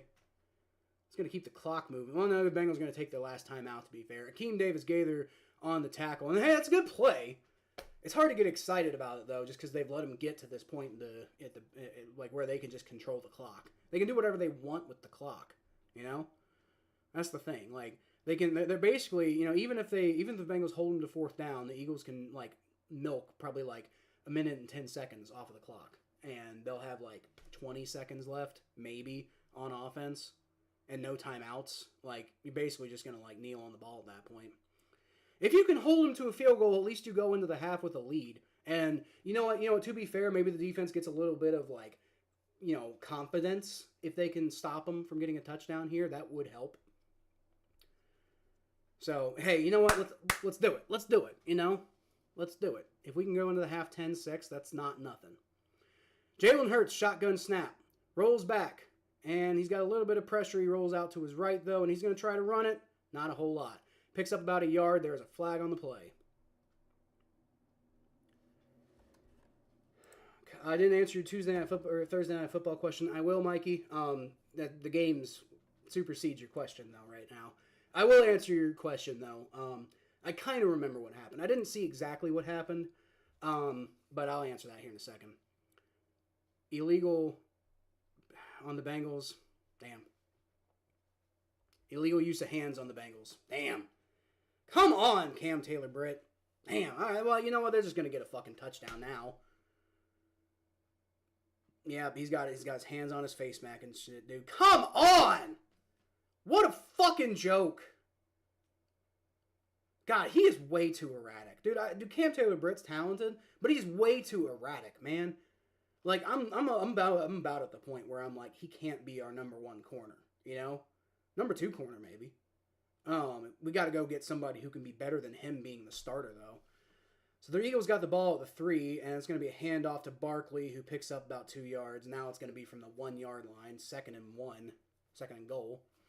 And the Eagles can just basically burn the clock now. So either way, the Bengals offense is going to have any opportunity to get it, answer. We're going to have to avoid them doubling up. Terrible. But yeah, I will answer your question, Mikey. What I don't like about this drive is that it enables the Eagles to double dip. Yeah, it does. It does, Jay. Fucking stupid. Jalen Hurts with a tush push, and he got in. I think Jermaine Pratt tried to dive, and it didn't work at all. Just opened up a hole. They're actually saying he's short. So I thought he got in, but I guess whatever. So it's going to be third and a half to go. Yeah, okay, he did. Yeah, he did. he was down. Hard to tell when it's just him pushing through, like from the broadcast camera angle, you don't see Jalen Hurts at all. I thought he got in, but yeah, from the replay, his knee went down. He was a little short. Yep, a little short. I don't even think he might not have even gotten the ball across the plane at all, even after going down. All right, well, 3rd and goal. All right, dude, if the defense can stop them, that's confidence right there, right? And then the Eagles will run the rest of the clock out, take the field goal. It'll be 10-6. But, hey, at least the defense has some confidence going into the half. And you'll take that, you know? Especially since they got to come out right back on the next drive and got to stop the Eagles from double dipping. Which is John's point, you know? 3rd and goal. Come on, defense. Are they going to tush push again? They are. There's going to be 3 tush pushes in a row. 3rd time's probably going to be the charm. Jalen Hurts takes it, and they might stop him. They stopped him! Whoa! Oh, they stopped him! Let's go! Let's go! Look at me being a Debbie Downer or whatever. I don't know. They stopped him. All right, the Eagles are going to take the field goal, and they took a timeout. I'm not sure why they took a timeout immediately. There's 17 seconds left to go. I mean, they probably think field goal, and then there's no way the Bengals are going to go for like a Hail Mary or anything, but... You know, I will say though, when they're going to kick this field goal, it's going to be about 13, 12 seconds left, and then like a long kick return, could get you in field goal range. You know, the play is under review. He didn't get it. He didn't get it. At least what I saw from the broadcast angle. Let's see the review, but I don't think he got it. Looks good for Cincinnati. That's what I think. I think he's short. There's no way he's not short. Now, it's obviously, potential scoring drives are always going to be reviewed. So we'll see. We're on a commercial though, so I will answer your question now, Mikey. Thursday Night Football. Let me see if I can find what happened. It was Rams Vikings, right? Like Sam Darnold got a safety. And there was allegedly supposed to be some sort of call, face mask controversy. Okay. I remember that now, yeah. Let me see if I can find the play. I can probably find it on Twitter, right? Here, we'll do Pat McAfee's video. Because I can... Okay, we don't want to hear Pat McAfee. I don't want him, like, suing me or whatever. Okay, he's just got... Dude, there's too many... I'm not going to sift through all those plays. All right. X.com. They'll probably have a little tiny highlight on Twitter, I would imagine.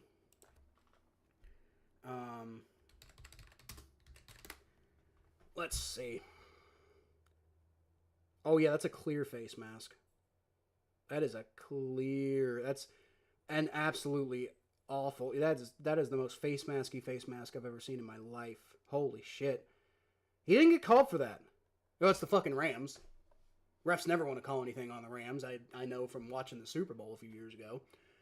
But yeah, that is absolutely 100% the most face mask I've ever seen. And what was that? What was the score? It was like 28-20 at the time. 28-20, yeah. And then it was basically the last drive of the game. So I don't think with the way the Vikings offense was going, they basically hadn't done anything other than a couple field goals up to that point. So I doubt the Vikings win anyway. I'd be shocked if they got all the way down the field and then on top of that got the 2-point conversion. I would be absolutely shocked. That's the dude's elbow. What are you talking about? Like they're circling a dude's elbow on the replay. And I think they are saying that the Eagles are a little short. No, did they give the Eagles the fucking touchdown? That's BS. There's no way you can see that on the... Dude, are you fucking kidding me? There's no way. Looks like the Eagles are going to go for 2 here, which I'm not sure why they're doing that, but whatever. I think they're trying to get the Bengals to jump, maybe. Yeah, that's what they're doing. All right. Nope, nothing there. Eagles take their last time out. and it's going to be a 1-point attempt. Are you fucking kidding me? That was not a touchdown. Let's see from this above head view here. Yeah, okay. All right. I see it. Yep, he got it. Okay. From the angles I saw, it wasn't. But I see on the overhead replay. Yeah. I see the ball go across the line. That sucks.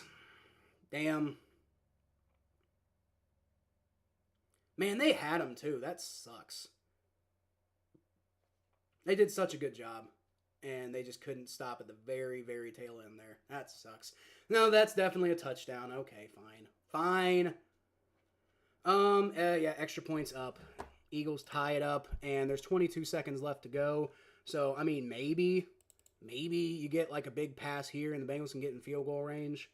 But yeah, I think you try to get like you try to break a big one here, and if it doesn't work, you probably just kneel on it, or maybe two passes, right? Like try to break one, and if you don't get it, or if you get tackled in bounds, just let the clock run out. If it's like an incomplete pass or something, maybe try a second time, and if you get to third down, just kneel the ball. I think that's what you do. So 22 seconds is enough time to try to get in range, you know. I mean, it would take perfection almost, but I mean, hey, you got something like that done with Jermaine Burton earlier. That was a big pass to Jermaine Burton earlier. Mike Gesicki's had some, pretty good plays. So I mean, I say you take the shot, maybe 2 shots. I think you take 2 shots, and then you just fucking end it if it doesn't work. Charlie Jones, decent little return there by Charlie Jones. All right. Yeah, he got it down to about the 37-yard line-ish. I didn't really see. I guess the defense is getting better. When I was listening to it, they couldn't stop a wet paper towel. And they still kind of can't, Richard. They almost stopped the Eagles, but they didn't. Saints would have still lost. That's just the way I feel about it. Elbow and ball are the same color, yeah. And then as you say a few minutes ago, overhead is the best view. And you see on the overhead, he does get it across. All right, Joe Burrow shotgun snap. He's going to throw it deep. And he's got, is that intercepted? That might be intercepted. It's not that it matters. Although I think he was out of bounds. 2nd and 10, yeah. Yeah, he had, like Jermaine Burton got loose a little bit, but that was underthrown by Joe Burrow. And, Mitchell looks like Quinyon Mitchell, right? Quinyon Mitchell did catch it, but the ball hit the ground before he secured it, so that's not a catch. Either way, it would have been 11 seconds left. Eagles would have just knelt on it. It wouldn't have mattered. It would have been a completely useless, like who cares type of play. With 11 seconds left, the Bengals are just going to kneel on it and go into the locker room. So 10-10 is your score. Could be worse. The unfortunate part is the Eagles have the momentum and they get the ball first. And they got an opportunity to double dip. Defense has got to be better than they were on that last drive. It was just a bad drive. Defense has got to shake themselves off. Got to come out doing a little bit better. And the offense does have to improve. The offense hasn't been great today, right? The offense has been, they came out doing pretty decent, and then they kind of fell off a little bit. But it hasn't been a horrible performance by the offense at all. But do you all see now why my prediction was 24-21? Both teams right now on pace for 20. I'm imagining you'll get basically the same results in the second half, maybe with a little bit more scoring. But yeah, this is about what I was expecting. Some offense on both sides, but also some defense on both sides. And yeah, defense has got to be better because they finished out that half very poorly. The offense has got to do better, but it wasn't as bad by the offense. The offense wasn't great, but Evan McPherson missing that field goal, kind of makes a difference, it could be 13-10 right now, which isn't a huge difference, but it shows you that the offense didn't have that bad of a half, they had one drive where they punted. No, wait, no, they didn't have. The Bengals did not have one drive where they punted. So the offense has actually been doing pretty good. The first drive they got a touchdown. The second two drives they settled for field goals, one of which they missed. But the Bengals have not punted yet today, so that's good news. Good news that the Bengals have not punted today. The bad news is that the defense has they did force one punt, so the Bengals defense has been better than the Eagles defense. But that last drive, that's momentum, you know. So I would say overall, I think the Bengals had a slightly better first half than the Eagles, but as you can see, not by enough to make any difference in the scoring. Although then again, if Evan McPherson makes the field goal, then it would have been a difference in the scoring. But I think if you come out and you have the exact same second half, you've got a chance to win. I would say the Bengals would be in the driver's seat of winning if they have the exact same game in the second half as they did in the first half. But I mean, you got to actually finish it off. It's like a 55% chance to win, I think. Let's see what I think. Doesn't ESPN say that on the GameCast? What does it say? No, they're actually saying the Eagles have a 53% chance to win right now, and I think that's probably because the Eagles have a chance to double dip and they have the momentum. So that's probably why. But before the Eagles scored, the Bengals controlled the chance to win basically that entire first half. The Eagles, I think they're saying the Eagles started with a 53.8% chance to win, and now they're back to 53.8. So I think ESPN is basically saying it's back to what we thought at the beginning of the game. Probably, we'll give the slight edge to the Eagles, but not. That's not to say that it's really in it clear that it's going to be the Eagles at all. But then by the let's see, by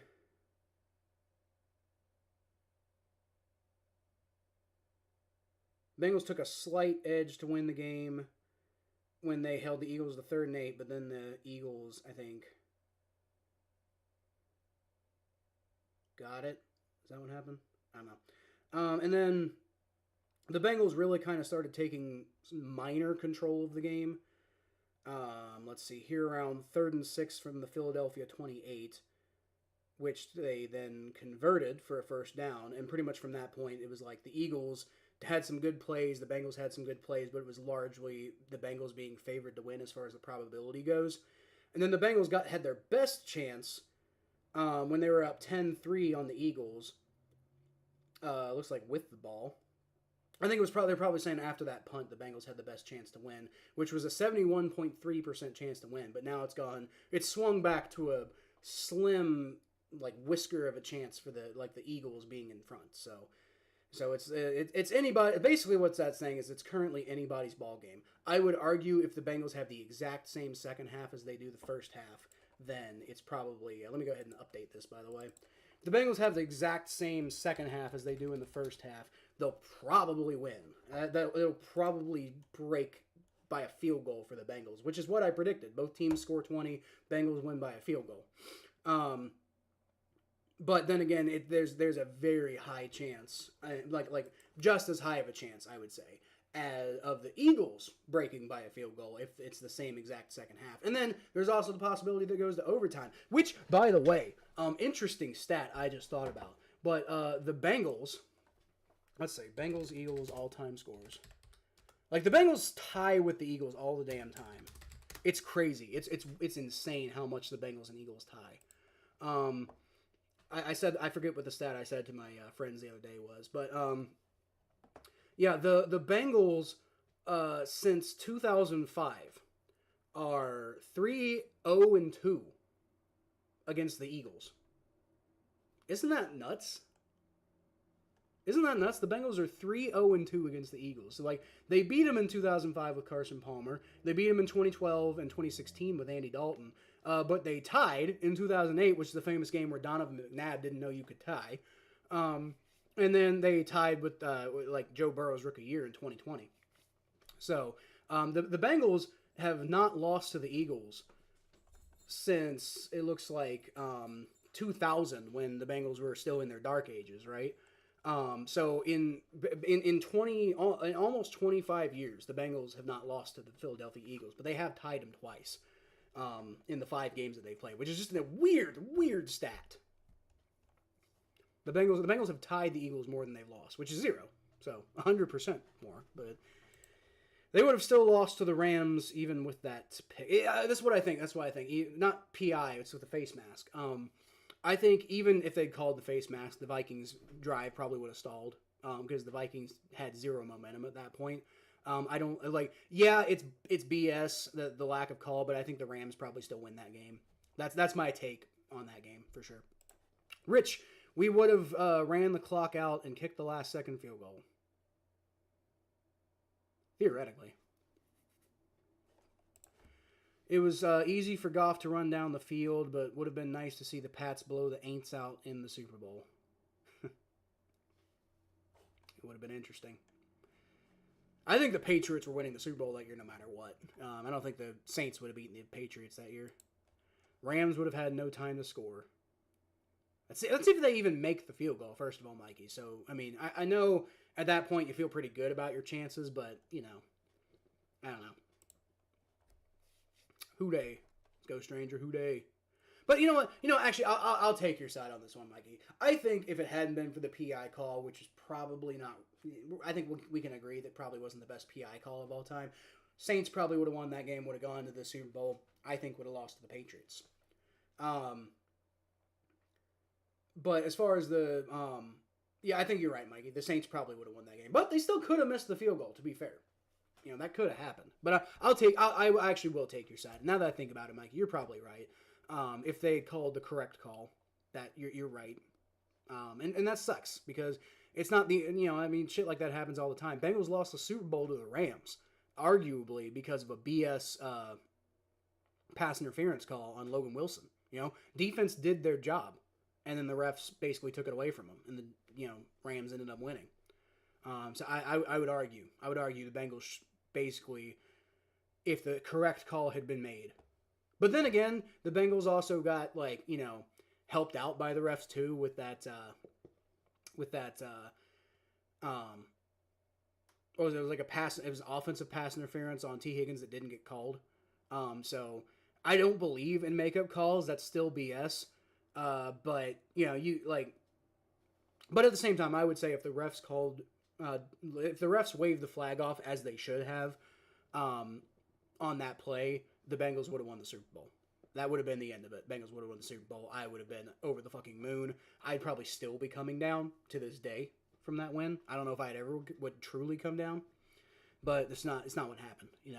The refs are an obstacle, and you got to play against the refs. Both teams have to play against the refs. The refs are an obstacle. They're not. People act like the refs need to be perfect, and they can't be. They're human. The refs are an obstacle, and you got to overcome them, and it's just the unfortunate truth. But both teams have to overcome the refs. Sometimes the ref calls favor one team or the other, but the refs are a neutral entity, so it's not necessarily correct that the refs are picking the wins because they're making bad calls sometimes, but they're not doing it because they're favoring one team or the other. I don't think. I would argue that they're not doing that. Sometimes it's bad and it's bullshit, yes, but you got to beat the refs too. And you just got to, it's just the way it is in the NFL these days. Lions 35-14. All scores are close or tied at halftime. Wow. Let's see. What do we got? We got Eagles, Bengals. Obviously 10-10. We got Packers, Jaguars. Packers are up 13-7 on the Jaguars, which I would have expected them to be up by more. They're not quite at halftime. The Jaguars do have the ball with 54 seconds left. So maybe they can bring that. Maybe they can bring that within a field goal. Go get a. Maybe Trevor Lawrence can do something for once and go get a field goal. I doubt it, but maybe he can. I don't know. Ravens are up 10-6 on the Browns. That's unfortunate. Looks like the Ravens got themselves a touchdown. So the Browns offense is going to have to wake up if they want any chance at that game. And I just don't see that happening. Lions up 35-14, as you said, Jim. Dolphins up 13-7 on the Cardinals. Jets up 13-7 on the Patriots. Falcons up 24-17 on the Buccaneers. So we'll see what happens there. Wonder what Baker's been doing. Was I correct? And Colts and Texans are tied 10-10. But was I correct? Let's see. Baker Mayfield has not thrown any interceptions. Okay, so I was off on my analysis there. Buccaneers are losing, and Baker Mayfield appears to be playing relatively well. 165 yards passing, 2 touchdowns. Not too bad. Now, Kirk Cousins is playing better. He's got 3 touchdowns. But it looks like the two quarterbacks are playing relatively comparably.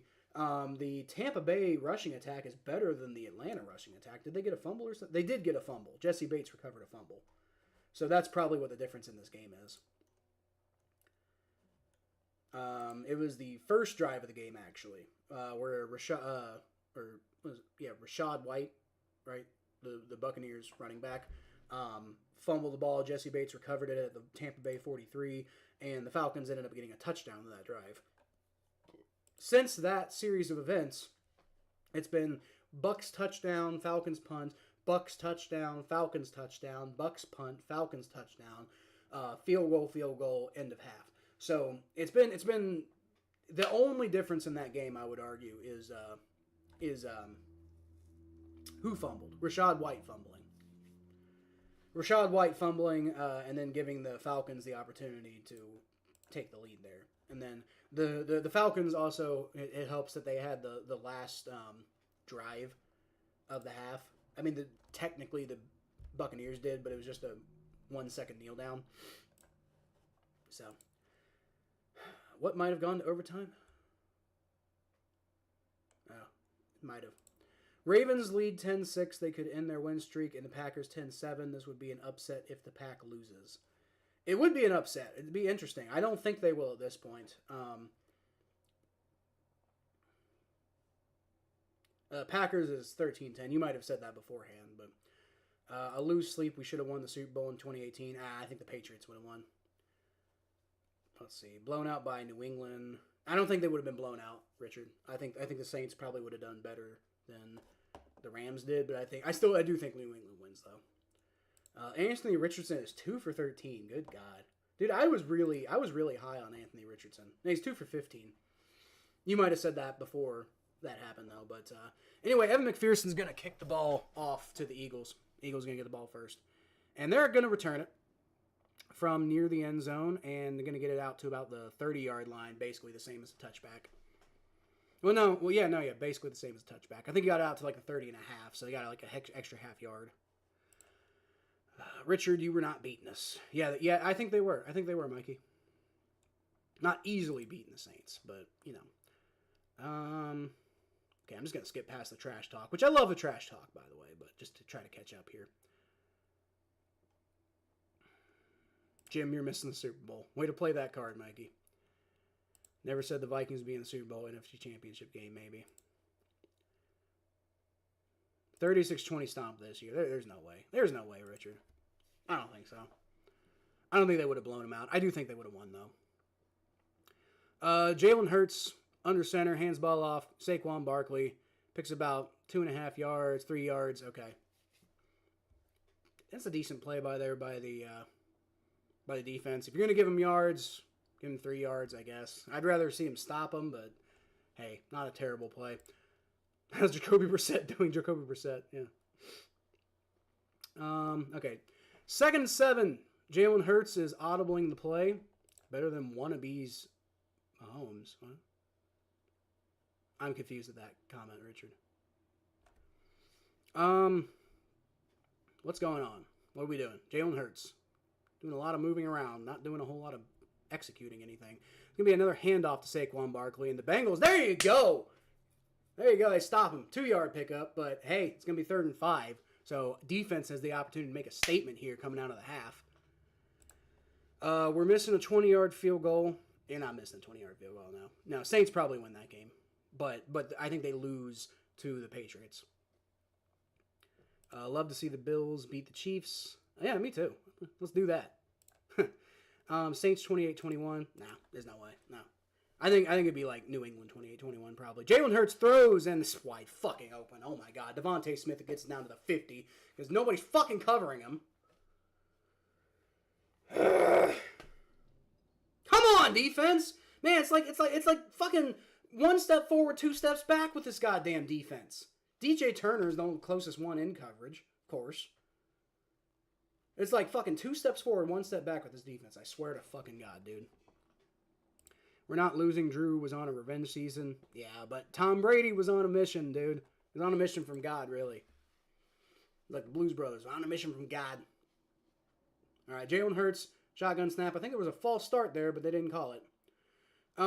Throws across the middle. Oh my fucking god. Wide open Grant Calcaterra. Nobody in the vicinity.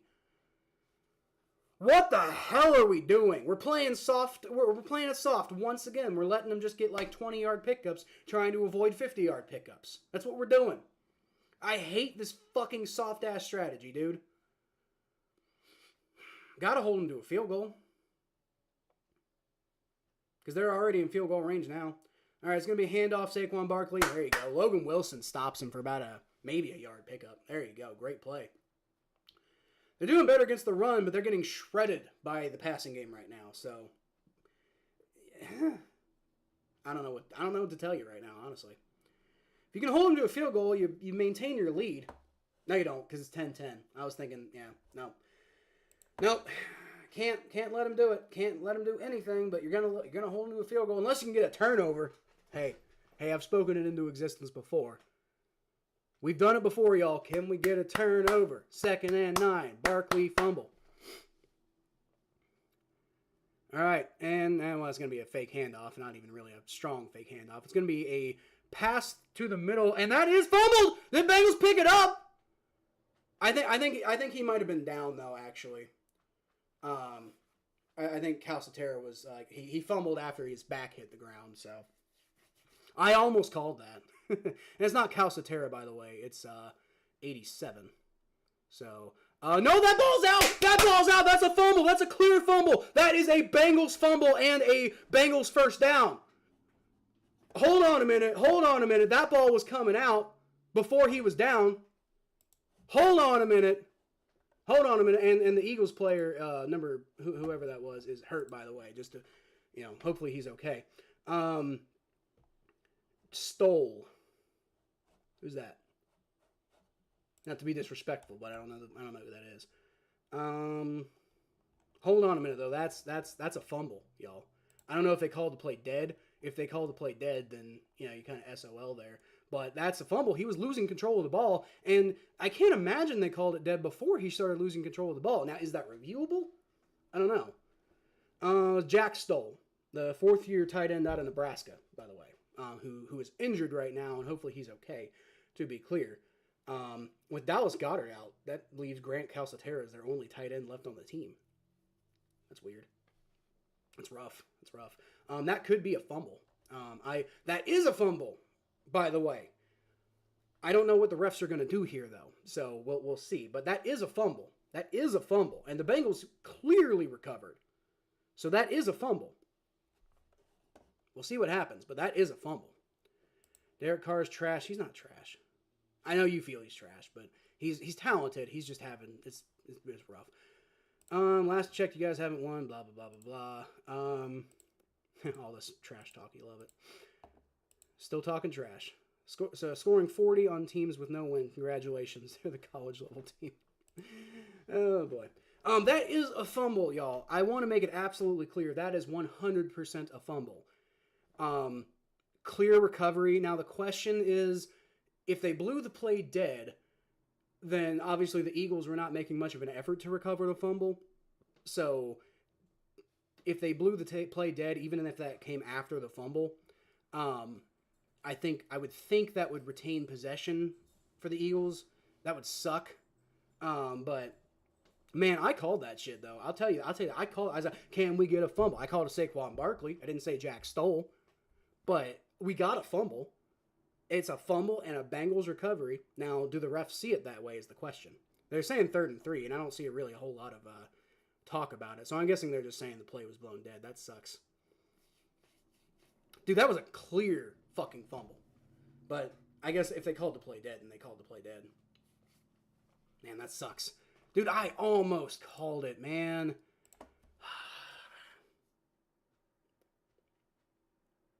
All right. Jalen Hurts from the 15. Takes the shotgun snap. Hands the ball off. Saquon Barkley. Slices through the Bengals' fucking defensive line. Picks up a first down. Picks up about 8 yards on the play. Are you fucking kidding me, dude? Dude, this defense has no consistency. I'm sick and tired of it, man. I'm sick of watching this fucking defense.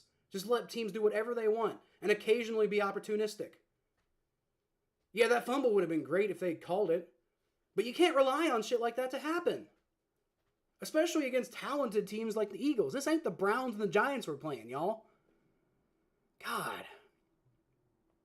Jalen Hurts, shotgun snap, fakes the handoff, keeps it himself, waltzes into the end zone. Nobody's even fucking paying attention, except for Myles Murphy, who does not have the angle, and it's a touchdown for the Eagles. Unfucking believable, dude. I'm sick of this fucking defense and their soft-ass bullshit. I'm sick of this fucking defense. I'm tired of watching them just give up teams whatever they want to fucking do. It's pathetic. It's absolutely fucking pathetic. The only time they can have a good defensive performance is against absolutely shit teams like the Browns and the Giants. In their shittiest of moments, mind you. Jake Elliott, extra points up, it's good. I am sick of this fucking defense, dude. Lou Anarumo, if we lose this game, I'm done with Lou Anarumo. I've called it before, but I'm totally done with Lou Anarumo if we lose this game. I'm out on Lou Anarumo if we lose this game. Eagles are 4 points away from my prediction on the game. So it's barring two safeties, which is, I guess, could happen. But barring two safeties, that's not going to happen. I'm not going to get the score right, but hopefully I can get both teams score 20 and Bengals win by a field goal. Maybe we can get that, but the defense has to fucking show up. And to be clear, they have shown up, but they take plays off. They play soft-ass coverage, and they make teams matriculate the ball down the field, which teams seem all too happy to do against us all year. They're not getting the turnovers they normally get. They're not getting the big stops in clutch moments like they get. Yeah, fix the scoreboard. Thanks, Mikey. Quarter 3. Quarter pound. Quarter hashtag. Holy shit, why can I not type? No, 4. 3. Oh my god. I'm just too pissed off. That's what's going on. I need water too.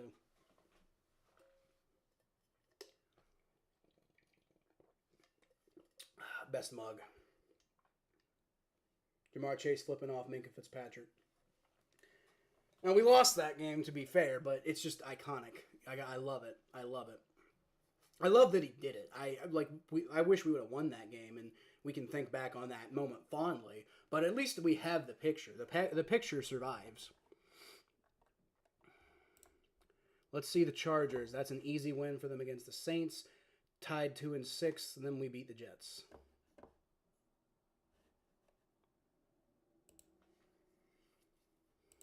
Zach won't challenge the fumble as per Ian Eagle of CBS. Refs blew the whistle before the ball came out. Now the refs make the Bengals pay. That's bullshit, dude. That's such bullshit. Sometimes I feel like the refs call plays too early. Now, obviously that wasn't intentional. The refs couldn't have known he was gonna fumble. But I think they called a little early there, but whatever. Touchdown, Bengals lose, season sorry. Shut up, Jim. Yeah, I did. Those 40 points twice. No, we're still talking trash. Okay. Dude, I'm so fucking mad. I'm so fucking mad at this defense. They just completely, one bad thing happens and they collapse. One single bad thing happens and they just lose their fucking minds. Joe Burrow hands the ball off to Chase Brown, and there's a decent little run there, about 4 yards. Gets through one tackle, doesn't break it, but gets through one tackle and ends up picking about 4 yards before he's taken down. So that's from the 34-yard line now. Hopefully the offense can get going. It's just I feel like every time I've said that this year, it hasn't happened. Dude, the defense is just pissing me off. It's just they've been falling apart over the last 2 drives. They let the Eagles double dip with a field goal and a touchdown, and now we're down 17-10. Joe Burrow's going to throw across the middle, had immediate pressure, and he just got rid of the ball there. 3rd and 6. I think he could have had Eric All if he had an extra second, but he didn't. Yeah, Eric All comes in And yeah, Joe Burrow had to get rid of it too fast. He didn't see how the play was developing. He could have had Eric all for the first down. He had even a second extra, but he didn't. God damn it. Is this how the day is going to go, man? From the 34, 3rd and 6. Joe Burrow, shotgun snap. Good protection. He's got, there you go. First down. Got Mike Gesicki. He's been having a good game today, man. Touchdown, 13-10 Browns. There you go. Could they get the upside? I hope they do, Jim. I hope they do. I really hope they do. Now, if the Bengals lose, I don't care that much. Yep, that's a first down for Mike Gesicki. Jets 16-14. Wow. The Bearcats defense was just as bad last night. Yeah, it's the Bearcats defense. I have lower expectations for them. Joe Burrow hands the ball off. Chase Brown gets a little bit of a hole. Not much there, though. About 2-yard pickup. Could have been worse, though. They had a rusher that, if he had taken the wrong direction there, probably could have gotten him in the backfield. So I guess you'll take 2-yard gain over 2-yard loss, right? Chiefs lose to the Buccaneers. I know the Raiders won't beat them today. They could, though. They could. The Raiders always play the Chiefs hard. That's the thing, Like, I don't trust the Raiders most of the time, but I don't completely distrust them against the Chiefs, Joe Burrow, shotgun snap. Rolls back, throws, and he's caught. There you go. There you go. Open, too. Andre Yoshivas. Darius Slay was trying to say it wasn't a catch, but it was clearly a catch. But, he was also on the other side. He didn't see him catch the ball, right? All right. Bengals are hurrying up. And there's a flag. What are they saying? They're saying it's offsides on the Eagles? They're going to call this on the Eagles? Thought it was a false start, but I guess not. I don't know. They haven't called it yet, but Nick Sirianni looks a little... he looks like he disagrees with what's going on, so I'm not... Oh, no, that wasn't a catch. That wasn't a catch. No, Andre Yoshivas, he dropped that. No, well, yeah, because he didn't control it to the ground. Doesn't matter. No, the play's under review. Fuck. I think Nick Sirianni, okay, that's probably what he was saying. Yeah. All right, yeah, that's not a catch. Damn it. John's happy about Yoshi, but no, it's not a catch, dude. I think, Darius Slay saw what I didn't see. He did not secure that ball. It hit the ground.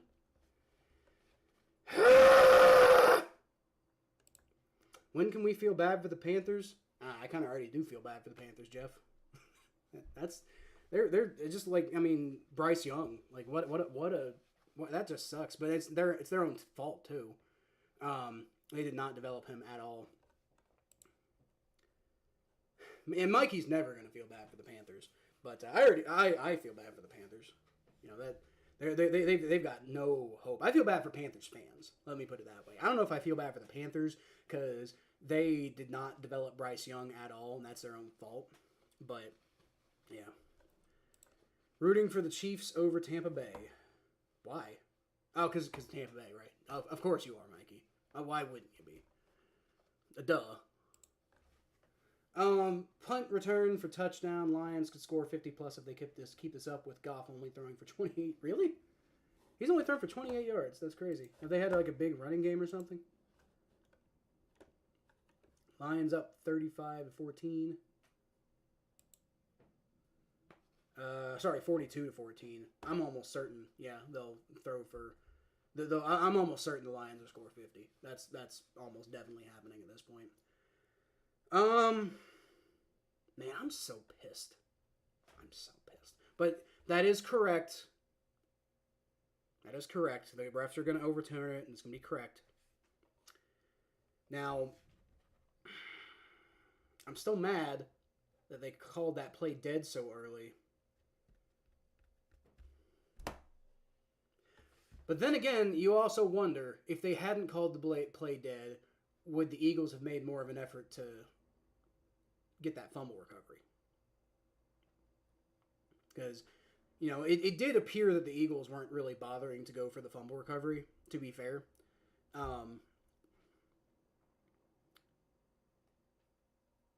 it did look like the Eagles were not going for the fumble recovery. So if the play hadn't been blown dead, maybe they would have fought for it a little bit more. So that's why you just got to give it to them, because like whether the refs should have called it early or not, they did, and then the Eagles are at a disadvantage, so it's also kind of not fair to them at that point. But man, that's such an missed opportunity. Man, the Bengals have been almost at the point where the defense has an opportunity to feel good about itself and wake up, and then that doesn't happen, and then they fuck themselves over. I'm so fucking furious with the defense right now. I really am. I'm madder at the defense than I am the refs. Because, maybe they shouldn't have called that play so early, but they did.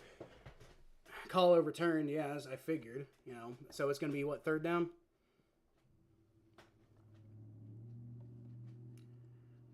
Packers up 13-10. It'd be interesting to see the Jaguars win. I just can't imagine it, really. 3rd and 8 for the Bengals. Come on. Joe Burrow, shotgun formation.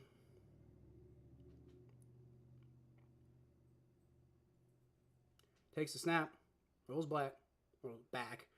Gets out of pressure, and he's just going to run it himself. And, he didn't quite get it. Are they saying he got it? I think they're saying he got it. I didn't think he got it. It'll be 4th and inches either way in no man's land, so I think the Bengals would go for it. They're saying the Bengals got it. All right, Joe Burrow with the rushing first down. And, you could, let's see the replay, because, it's the open field, so, you could overturn it easily. Not going to matter. Joe Burrow, shotgun snap, hands the ball off to Zach Moss, picks up about 4 yards. All right. This drive's getting good again, people. Drive's getting good again. I'm still pissed at the defense. I want to be absolutely clear about that. I'm still fucking furious with the defense. But, this offense is explosive. This offense can get stuff done, so let's just get it done, Let's just do it. Just want some team, Ravens, Bills, whoever in the Super Bowl other than the Chiefs again. How about the Bengals, Jim? Bengals? Huh? That's good. How about the Bengals? Huh? Chiefs 49ers ended up a great game. It didn't matter to me who won. It mattered to me. I didn't, I understand why it wouldn't matter to you. But Zach Moss is going to get the pass in the backfield. There you go. Picks up the first down. Makes one man miss. There you go. That's a offense getting it done right now. It's not perfect, but they're getting it done. They took Terrace Marshall from me. I wanted Terrace Marshall too, Mikey. I didn't think the Bengals were going to draft him, but I wanted Terrace Marshall. So, yeah. I'm sure you wanted him in New Orleans, though. Keep him home. But I wanted him for the Bengals. Does anyone watch midweek college football? Nope. I don't even know what that is. Like college football happening midweek, or is that like a show? But I don't, typically. If it's on, I might pay attention. But great block by Zach Moss. Gives Joe Burrow just enough time to get the ball off to Jamar Chase for a catch. There's a flag on the play. I don't know if they're going to call Jamar Chase pushing off here, because the Eagles are saying that's what it should be. But it was an absolutely phenomenal block by Zach Moss to give Joe Burrow just enough time to make that pass. What a play. I'd hate for Jamar Chase to get called here. I think it'd still be first down, though, even if he did. Let's see. Yeah, Jamar Chase definitely pushed off. Maybe illegal contact. But then again, you could argue illegal contact on Quinyon Mitchell. It's definitely not pass interference, I promise you that. Holding on the Eagles, okay. That's what I was thinking. Illegal contact or holding or something like that. All right, Joe Burrow is going to be a screen to Jamar Chase, and he makes one guy miss, but only enough to pick up one extra yard, and that's a 2-yard pickup. So, hey, Bengals offense moving the ball. And what a play, by the way. What a play by Zach Moss to make that brutal block on the free rusher. Well, would have been a free rusher by the Eagles. And give Joe Burrow that extra half second he needed to get that ball to Jamar Chase. What a play. I didn't even see how long that play was. It was only 12 yards. I thought it was longer than that, but whatever. I don't know, that's a different play. I just spoiled part of the game for me. So we got a good play coming up, apparently. I'm guessing this is going to be a 12-yard pass to Jamar Chase. Okay, Joe Burrow, shotgun snap, throws. Jamar Chase on the slant route, and that's more than 12 yards. I don't know what they're talking about. That's like 14 yards. but whatever. Okay, so what was that play? It was a 13-yard pass to Jamar Chase. And then the penalty, which was declined, so it ended up being a 13. I thought it was long. I thought it was like 20 or 30 yards, but I guess it was 13. Whatever works though. But anyway, Bengals knocking on the door. They got the ball at the 8-yard line, and I thought it was the 7-yard line, but maybe I'm full of shit. Whatever. First and goal. I need to stop spoiling plays for myself, but whatever. Chase Brown is in the backfield. Joe Burrow throws, and he's got Trent Irwin, who cannot get out of a tackle. Picks up about 4 yards, but if he could have shaken off that tackle, he would have walked into the end zone. But he couldn't, so it's second and goal. That was about half of the distance. Half the distance though, so it's gonna be basically it's second and 4 with goal to go, right? I do, Jeff. Sometimes some of those games are so bad. Spoilers in chat. Kyle's a bit behind. Yeah, I spoiled it for myself. That was my fault. All right. Chase Brown runs in for the touchdown. Barely touched too. There you go. Bengals offense getting it done. The Bengals offense getting it done. Now the defense needs to wake up. Defense needs to wake up because all the Bengals are going to do now is tie it as long as Evan McPherson hits his field goal. Hey, Bengals offense getting the job done, baby. Defense needs to wake up, though. Defense has got to wake up. Former Bengals offensive coordinator Callahan's Titans are getting beaten like a drum. He may go down as a great coordinator. He won't. Jay, he wasn't a great coordinator, I don't feel. I'll explain that more in a second, though, because we're about to get a field goal or an extra point. Kick is up. That's good. All right, Bengals score is tied 17-17. Defense needs to fucking wake up, good God. But, hey, our offense is playing well. Our offense is playing well. And if you can limit some of the mistakes, Bengals will go over 30 easily.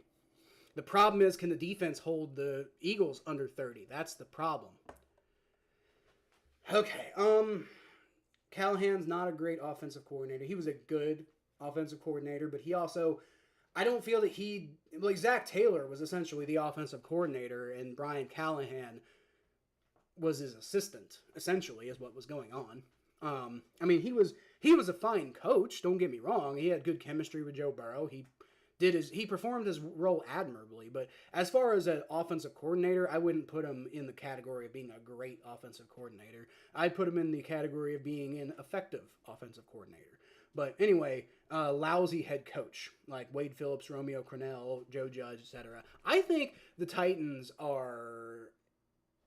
just need to be he walked into a shit show with the Titans. I think we can all probably agree that Mike Vrabel wasn't a bad head coach. The Titans just had a horrible roster around him. So, yeah, Callahan, I don't know. I don't know if he gets fired year one. He might. The Titans definitely aren't as willing to be patient with head coaches as the Bengals are. But, yeah, I mean, he might. He could. I don't think he deserves it, and I don't think he'll go down as like an Urban Meyer type of lousy hire, right? But I don't think it's his fault they're this bad, right? But I do think though that I think people overrated his impact with the Bengals a little bit, because obviously the Bengals offense is still pretty decent now with Dan Pitcher.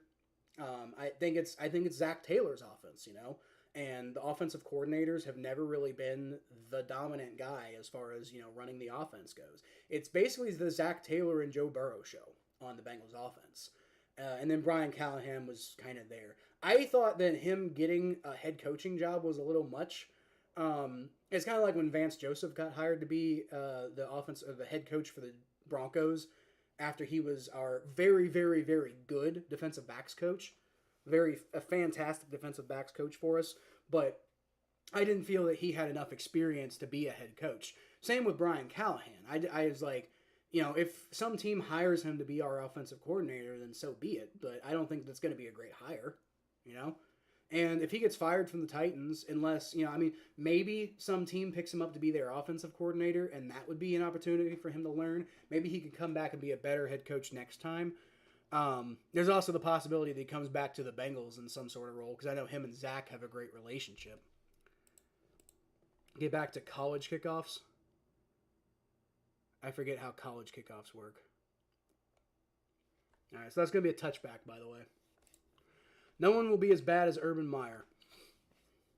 Yeah, Urban Meyer was by far and away the worst head coaching hire of all time. Whether he was the worst head coach of all time, I'd have to do a little bit more research, because I think there are guys who are really bad who stuck around for no reason. Maybe Bobby Petrino, but yeah, Urban Meyer was definitely worst head coach hire of all time. So, yep, it's a tie. It's a tie, John.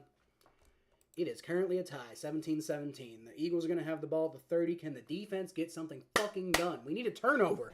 We almost had it.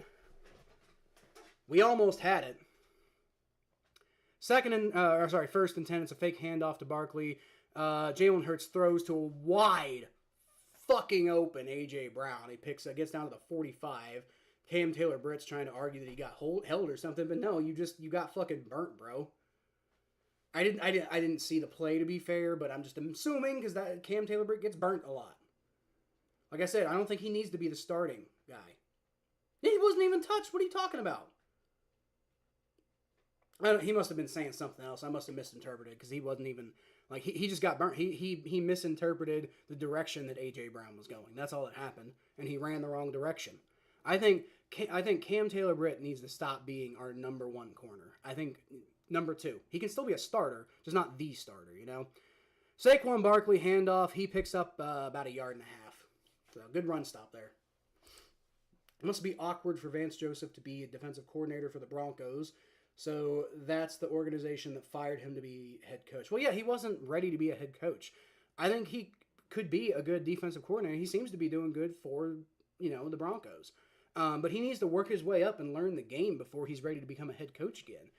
He got that wonderkid status as, like, the Bengals DB coach. But I think this idea that he was going to be immediately a great head coach was silly.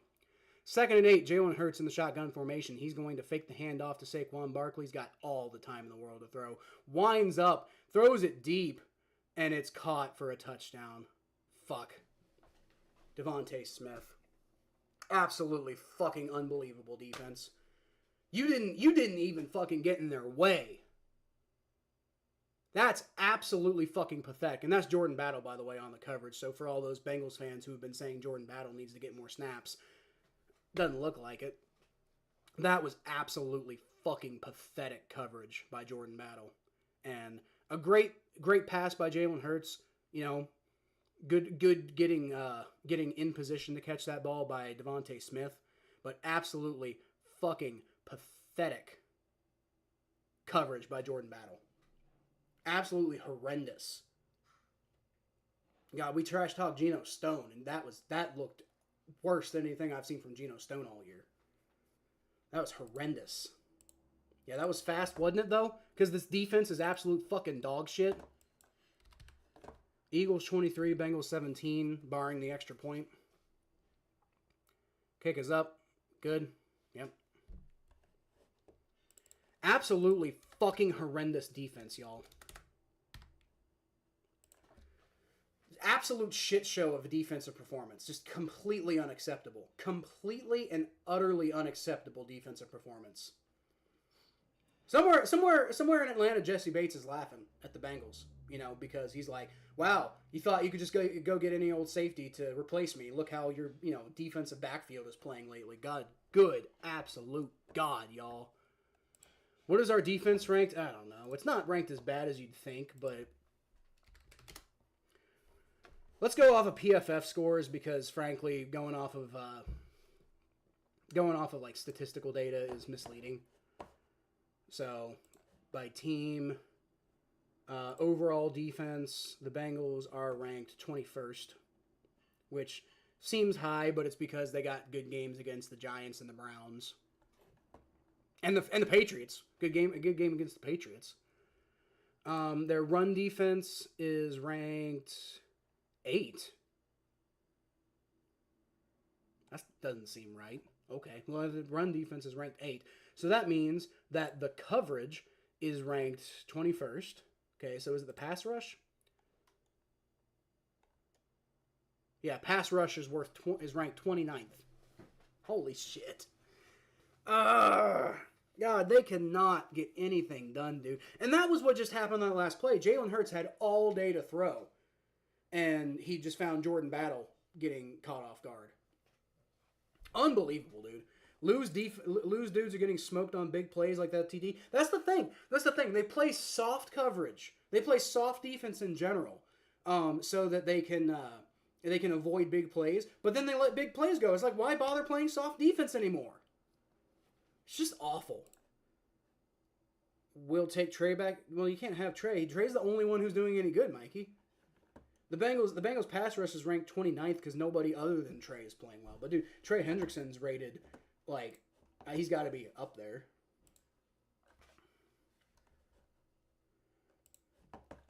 Let's see. Let's just go among defensive ends because it won't let me do all pass rushers.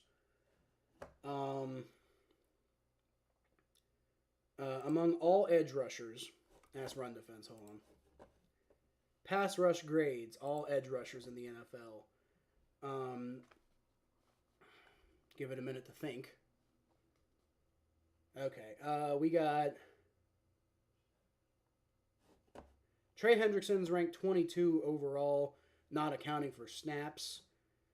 But that as far as pass rush goes. But we're also including. Hold on. That's going to be, I'm assuming it's going to be a touchback, yeah. Von Miller, it's including Von Miller, who's only had 74 snaps this year. Joey Bosa, who's only had 41 snaps this year. Tomon Fox, who's had 2 snaps this year. Javon Solomon, 25 snaps this year. And Nick Herbig, who's had 90 snaps this year. So if we account for a minimum of, let's say, 200...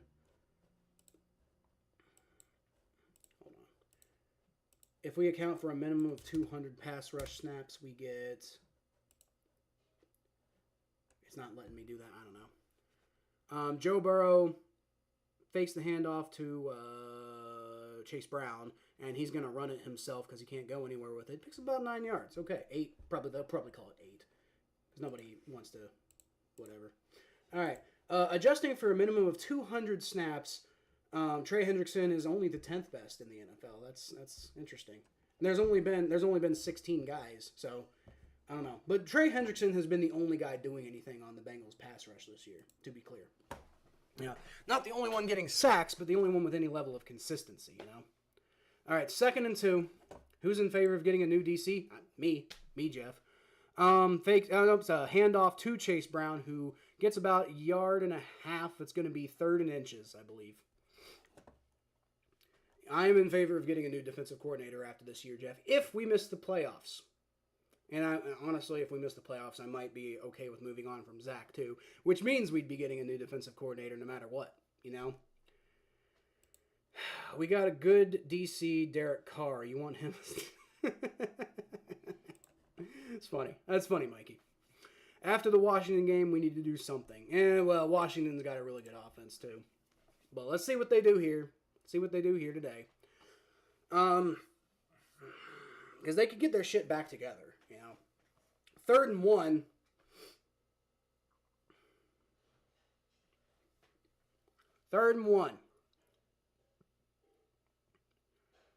Looks like the Browns got a big touchdown. There you go. Took the lead over the Ravens. So the Bengals need to do their fucking jobs. Because honestly, if the Ravens lose and the Bengals lose, it's not... I don't know if I care that much because we'll be 3 and 5, and like, yeah, it's good that the Ravens lose, but it's gonna feel really bittersweet if the Bengals lose because then we'll be 3 and 5, and it's like, what are we even? We're not fighting for the AFC North at 3 and 5. We're barely even thinking about the playoffs at that, like a wild card spot. Joe Burrow's under center on 3rd and 1. I don't like this lineup at all.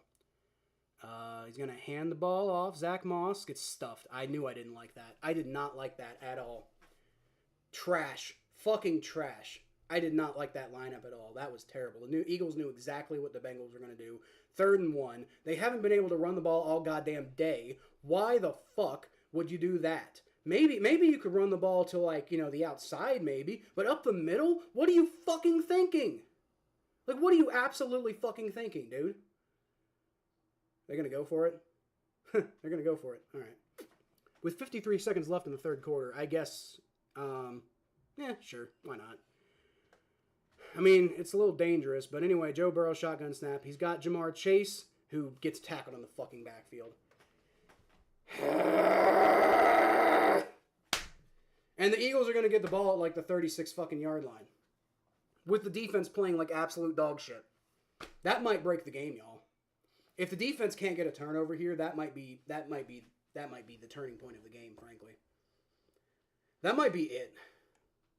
Because I don't know if they can battle back, you know? I mean, that's basically a turnover when you're already down a touchdown. And they can't get anything fucking done. It's not a bad play call. The run was a bad play call. The pass to Jamar Chase wasn't a bad play call because it worked before. Although, I don't know, maybe... You're taking a big risk, though, too, by throwing it behind the line. I don't know. That was a weird call. And you got such a weapon in Ryan Ricow. I don't know. I didn't really like that. Saquon Barkley falls down behind the line, and that's useful, I guess. 32, 31, 30, 29 seconds left to go for sinking purposes. 26, 25, 24, 23 for, you know, if you want to sink. Oh, man, unless the defense gets a huge stop here, this could be fucking disastrous. Why didn't Zach have Joe quarterback sneak on 3rd and 1? Yeah, especially if you're gonna go for it on 4th down. I absolutely agree with you, Jay. That was a terrible decision to run the ball there. Absolutely horrendous decision to run the ball there on 3rd and 1. Why the fuck would you do that? I hate it. That was an awful play call. Awful play call. I'm not usually a shit on Zach Taylor for his play calling type of guy, but that was a horrendous play call by Zach Taylor. Unless Joe Burrow audibled to it, which apparently he did earlier this year. But either way, that was an absolutely horrendous play call to like run the ball with Zach Moss up the middle on 3rd and 1. When that hasn't worked all day. And then and then to throw the ball behind the line of scrimmage. Even though I know it worked before. But you got to know the Eagles are going to be ready for that. Because it worked before. To throw the ball behind the line of scrimmage on 4th and 1. In dangerous field range like that. Like, why would you do that? Why wouldn't you do a slant route or something, man? You know, your offensive line has been good pretty much all day. It hasn't been, you know, it's not been perfect. You know, Joe Burrow's had a little pressure. But it hasn't been that bad of a day for the offensive line. Why wouldn't you try a slant route or something, you know? Joe Burrow's been sacked once today. Not had a whole lot of pressure. Joe Burrow's outplaying Jalen Hurts. That's the crazy thing, you know? Jalen Hurts is 36 yards rushing. But Joe Burrow has 215 passing yards and a touchdown. Jalen Hurts has 203 yards and a touchdown. You could maybe argue Jalen Hurts has been better at maneuvering the pocket, but he also has had 0 pass rush on him either. So both of the Eagles' touchdowns have come on Jalen Hurts running the ball. It's just absolutely fucking pathetic defense. And look, dude, I'm mad at that offensive play calling there. Negative play by the defense, even if they did not cause it. Mm-hmm. Look, I'm mad at the offense, and I'm mad at Zach Taylor for the play calls, and et cetera, et cetera, et cetera. But it's really hard to get mad at them right now when they've overall been having a pretty good day, and the defense just fucking collapsed just before the second half, just before the first half ended. The defense just collapsed, and they haven't done anything since. I mean, that last play was good. They stopped Saquon Barkley. Cool. But are they going to stop him 2 more plays? I don't believe they will, because they haven't done it all damn day. Be nice if they could, though. You know, we got 15 minutes left in the game. It ain't over. But, man, if they let any points go right now, it's going to be tough. 38-yard line, still makeable field goal range easily for Jake Elliott. Jalen Hurts is going to keep it himself, and there you go. Cam Taylor-Britt with the big hit to keep Jalen Hurts. I think he might have prevented. He got about a half a yard there. Okay, so they are giving him a positive game, but not by much. All right. Well, this is makeable field goal range though for Jake Elliott. So I don't feel comfortable right now. You could almost argue that was holding there by AJ Brown. Not that it was successful holding, but you could almost argue that was holding. I don't know. Do you take the holding penalty there and try to knock him out of field goal range, or do you take the third down? That's a really tough decision, actually. I don't know what you would do. Not that it matters because they didn't call it, but Bengals offense looks good. They didn't look good on that last drive. They've been up and down. They've been okay, but not great. That fourth down play was bad, but they've been moving the ball. That is true. They have been moving the ball. They've looked good. They haven't looked great, but I'll give you that they look good. They've had a decent game today. You know, I still wouldn't be shocked to see them go over. I'd be pretty surprised, but I wouldn't be shocked to see them go over 30 today. Right? I mean, that's 2 touchdowns. Yeah, that's 2 touchdowns. Right? 2 touchdowns. You can even miss an extra point. So they could totally go over 30 today. You know, that last drive does not define them. But it was horrendous play calling on 3rd and 1 and 4th and 1. Jalen Hurts is not on the field at 3rd and 10. I'm confused. Now, okay, he's going back on the field now.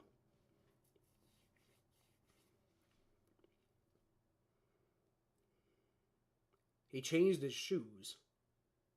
I'm slightly confused. He's got unmatching shoes now. Was that necessary? I mean, he must have had something bad happen to his other shoes. All right, Jalen Hurts takes a shotgun snap. He rolls back. He throws. He's got.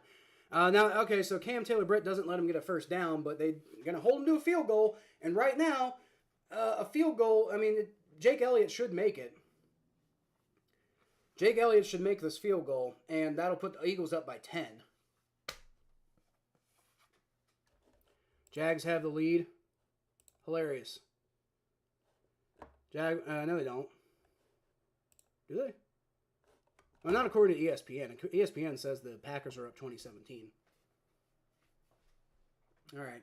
Jake Elliott for the 49-yard field goal attempt. It's up, and that's good. It went a little left for a second, but it pulled back inside, so field goal's good. Bengals are down 10, and it's getting tight, man.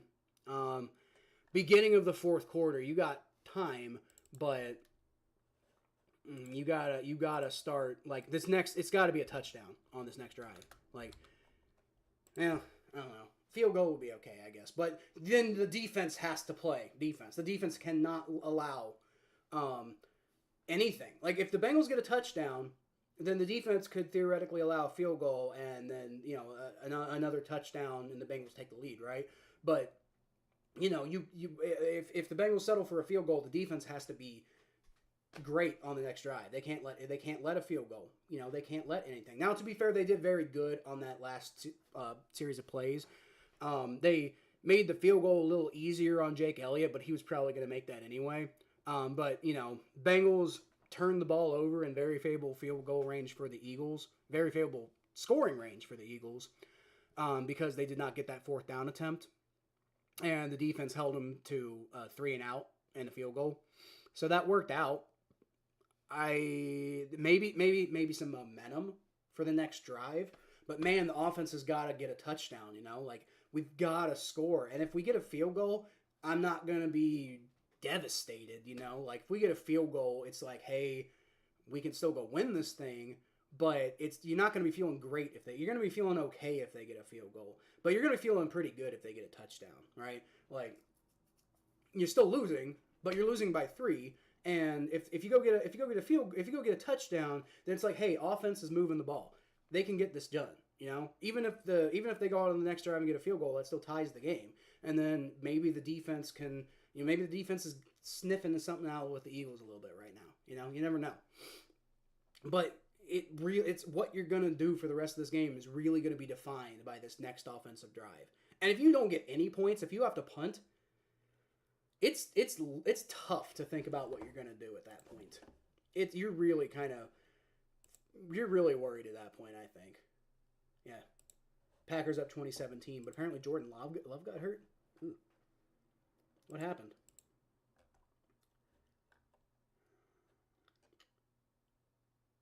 Yeah, Malik Willis.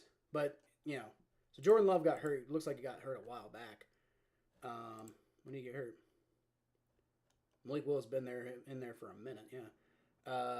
Jordan Love passed for -2 yards and was injured on the play at the beginning of the third quarter. And he hasn't gone back in since. So, interesting.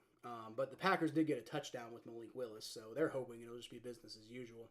Charlie Jones going to kneel the touchback kickoff.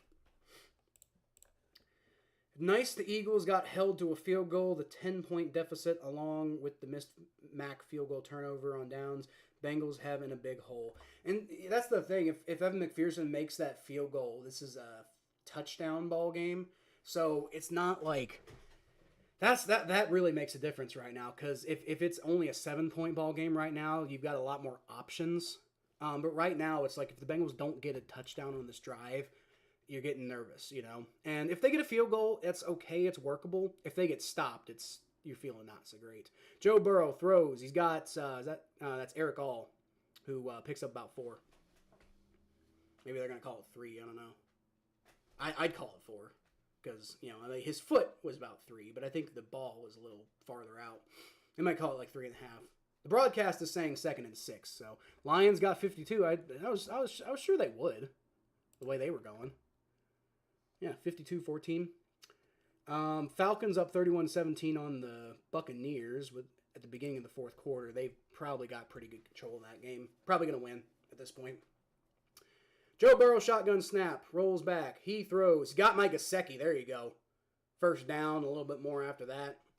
Gets it down about the 45-yard line. Offense is moving, y'all. Got to get in the end zone. Browns up 2017 on the Ravens, although the Ravens are in scoring range, so for what that's worth. They're at the 34 of the Browns, so if they can hold them to a field goal, then it's possible that the tie, and then the Browns go get a field goal, and point is they're doing all right in that game. Joe Burrow takes a shotgun snap. He's going to throw it deep. There you go, and he's got he had Jamar Chase, but it was it intercepted? That wasn't intercepted, was it? Oh, fuck, it was intercepted.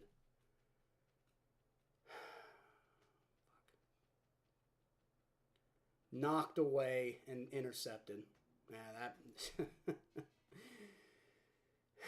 Well, the defense is going to have to get something done now, man. That was C.J. Gardner-Johnson who got the ball tipped to him by number 34. He was looking for Jamar Chase, and if that ball had been a little farther, he might have had him. But instead, it gets tipped to C.J. Gardner-Johnson for the interception. It wasn't the best throw of all time. Maybe a little short. If that had been a little longer, he would have had Jamar Chase. But that was a great play there. Rodgers, by the way, is the name of the Eagles guy who got the interception.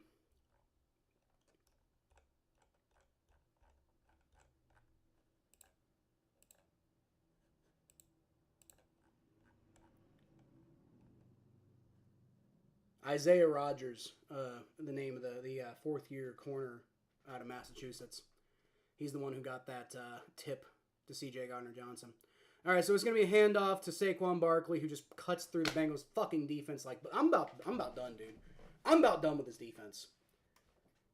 Joe Burrow can't make one fucking mistake or the game's over in every single game we play. Joe Burrow has to be perfect for us to win a goddamn game because this defense is so fucking pathetic. At this point, unless we get a turnover of our own, I don't really see how we're going to pull this one away. I just don't. Joe Burrow's got to be fucking perfect in any goddamn game to get anything done. I'm about done with this shit, dude. Jalen Hurts hands the ball off Saquon Barkley, 5-yard pickup, because, Saquon Barkley just keeps his legs fucking moving. Drew Brees in 2016, that's about how I feel right now, Mikey. Maybe we can have a 2018 resurgence, you know? Dude, Lou Anarumo's system is broken. Lou Anarumo's system is broken. That's just it's the fact of the matter. Yeah, he can still have some good games here and there against bad teams, but his system is broken. Lou Anarumo has been figured out by the NFL, and the Bengals need to go do something new. And if Zach won't fire him, the Bengals need to get rid of Zach. Saquon Barkley, there you go. Stop him for a 2-yard loss. You don't want a 2018 resurgence? Why not? Why not? I mean, I don't want to lose in the AFC Championship because of a bad call, but maybe we don't get that bad call, you know? I'd take that. Absolutely. I absolutely do want a 2018 resurgence, Mikey. Doesn't mean that we have to have that the way it ended. But honestly, at this point, if Zach Taylor won't move on from Lou Anarumo, I think we need to move on from Zach Taylor. Jalen Hurts, shotgun formation, takes a snap, rolls back, throws over the middle, Devontae Smith. DJ Turner just lets him get the fucking first down. I think he tried to knock it down, but couldn't do it because he doesn't have the athleticism for it. I'm about done with this fucking defense, dude. No, I'm not about done. I am done. I'm done with this fucking defense. Even if they stop him here, you know, that'd be great. If they get a turnover, awesome. I still have major concerns. I could hold him to a punt here. I still have major concerns, and I'm done with this defense. I'm done believing in them at all. Jalen Hurts hands the ball off Saquon Barkley, picks up 3 yards. Could have had none.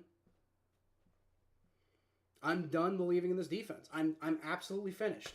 You know, maybe if they have like 10 good games in a row, maybe you can reel me back in, but right now I'm done believing in this defense. I'm absolutely finished believing in this defense. If we're playing an offense that has competency, they're going to score 30 no matter what. I don't give a shit. I'm not going to be able to predict the Bengals to win anymore unless I think the Bengals offense is going to like go the fuck off. Because this defense is shit.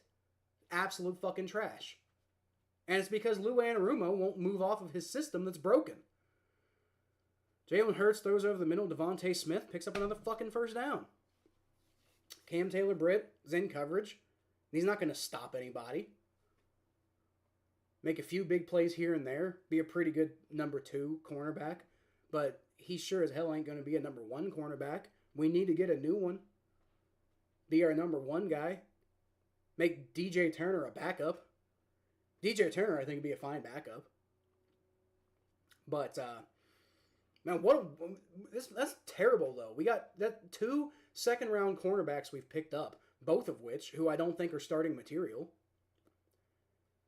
Jalen Hurts hands the ball off. Saquon Barkley picks up like 4 yards, because of course he fucking does. Maybe even 5. I have no faith in this defense anymore, y'all. I'm done. I have 0 faith left in this defense. They're about to let him go get a field goal. Joe Burrow's pissed at himself. It's like, yeah, that interception could have been better, but that was just a great play by the defense. And it's not fair that Joe Burrow has to be perfect to win a game. You know, it's just not fair. Not fair to him anyway, you know? Saquon Barkley gets fucking loose. Down to the 30. 29. Absolute Swiss fucking cheese. And the Eagles are at least going to get a field goal here. Geno Stone's in the game. So I think they had enough of Jordan Battle. That ain't doing any fucking good. I'm about done, y'all. I'm about done. This defense couldn't fucking stop a cold. That's not a phrase. They couldn't stop a nosebleed. How about that? This defense couldn't stop a nosebleed. You know? Absolute fucking trash. Pathetic fucking defense. As they stop Kenneth Gainwell from getting any yards on that play, and they're probably going to be like, yeah, look at us. We are hardcore. And they're not really celebrating, but they usually do. I don't know. 2nd and 10. Wonderful. Great. Fantastic. Fuck. At this point, we're going to need, like, I can't imagine what the likelihood of winning is at this point. Like, I'm not saying we need a miracle, but we're going to need this is going to be an all-timer if we come back and win this game. Yeah, the Eagles got a 98.8% chance to win this game according to ESPN. This is over. This is over, dude. 6:09 left to go and it's over. Jalen Hurts takes the fucking shotgun snap, rolls back, throws. He's got Grant Calcaterra, picks up a first down because can't fucking catch him. Dude, I'm done. I'm done. I'm going to watch the rest of this game. I'm going to tell y'all what's happening. But I'm done.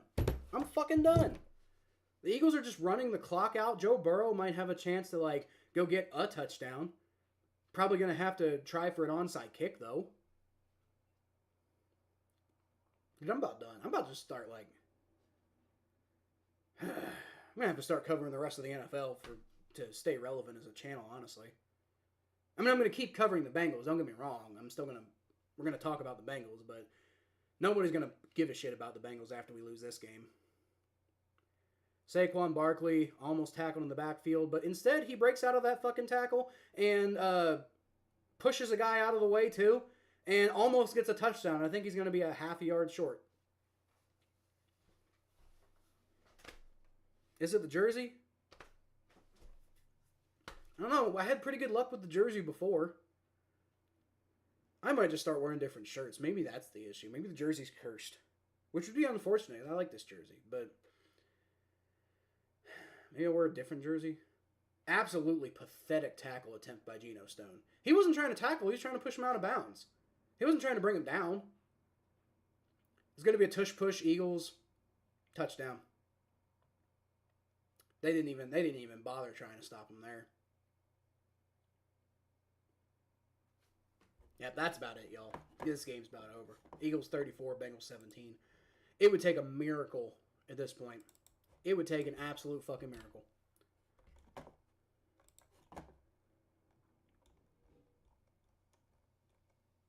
It would take a complete, absolute fucking miracle, y'all.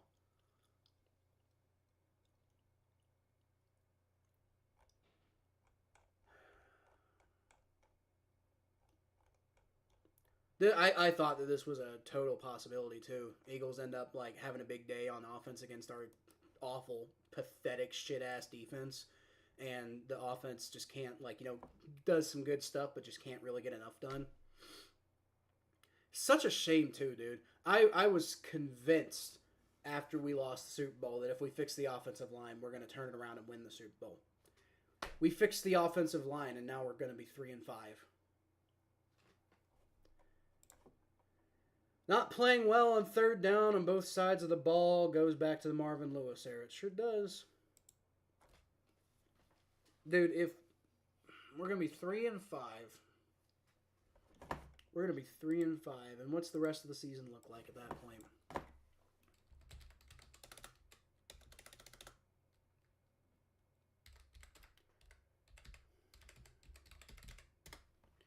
Okay, I'm going to just look at the rest of the Bengals schedule. We're going to see what happens with the rest of the Bengals schedule. Hey, at least everything else is going pretty good in my life, you know? The Bengals don't get to own my emotions anymore. That's nice. Okay, Bengals are 3-5, about to lose this game. Can they beat the Raiders? Yeah, I think they'll beat the Raiders. Can they beat the Ravens? Well, they almost did last time, and barring some mistakes. So let's just give them. Let's just say, let's pretend. Let's give them the Ravens game. At this rate, they'll lose to the Chargers. Steelers.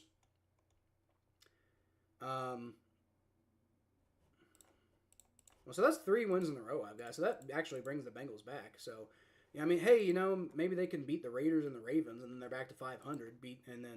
I had them beating. Okay, I meant to have them losing to the Chargers. So that's 5-6, right? And then let's say they beat the Steelers. I think they can beat the Steelers. Cowboys. I'll give them a win over the Cowboys. Titans. They'll beat the Titans for sure. Beat the Browns. Yes. Broncos. Not right now. At this rate, there's no way.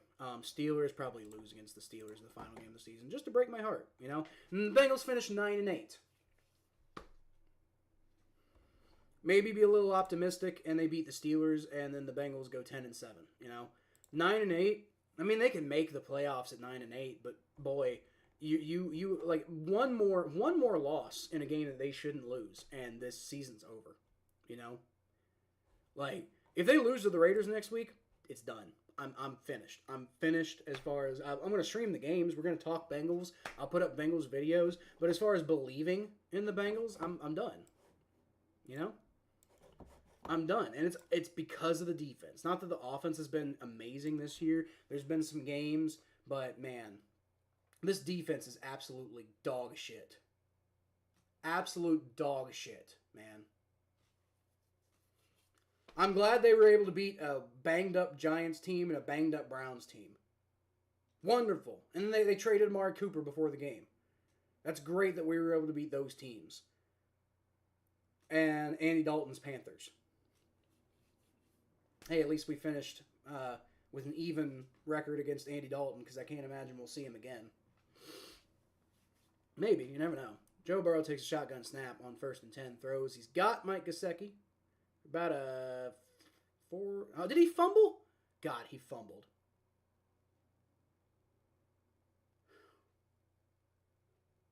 Mike Gesicki fumbled. It's over. This game's over, y'all. We got 4:31 left to go. I'll stay with you till the end, but this game's over. I think Nakobe Dean got the fumble. Mike Gesicki, yep. He caught it. And that ball, he just got that ball knocked out as he was going to the ground before he went to the ground. Yeah, it's done. This is it. It's over. The 2 turnovers, yeah, that sucks. But the Bengals shouldn't have to be perfect. Like, the Bengals, like, people are going to kill the offense for the turnovers. But they shouldn't have to be perfect. Man, the Bengals had like a 70% chance to win the game earlier. Giants are going to rue the day they ran Barkley out of town like Derrick Henry. He's going to undergo a resurgence in Cheesesteak Town. Speaking of which, Kenneth Gainwell just picks up a 1st down because nobody wants to fucking tackle. It's going to be another 1st and 10. We both lost to my mom. Well, congratulations to your mom and the Eagles. My sister's an Eagles fan. No, she's not an Eagles. My sister doesn't like football. If she did, she'd be a Bengals fan, I think, probably. But she lives in Philadelphia. That's what I meant to say. My sister lives in Philly, so she's probably going to hear it from a lot of Eagles fans. And then she's going to be like, football. I could be wrong. If she did like football, maybe she, roots for the Eagles because she's in Philly. I don't know. But she doesn't like football, so.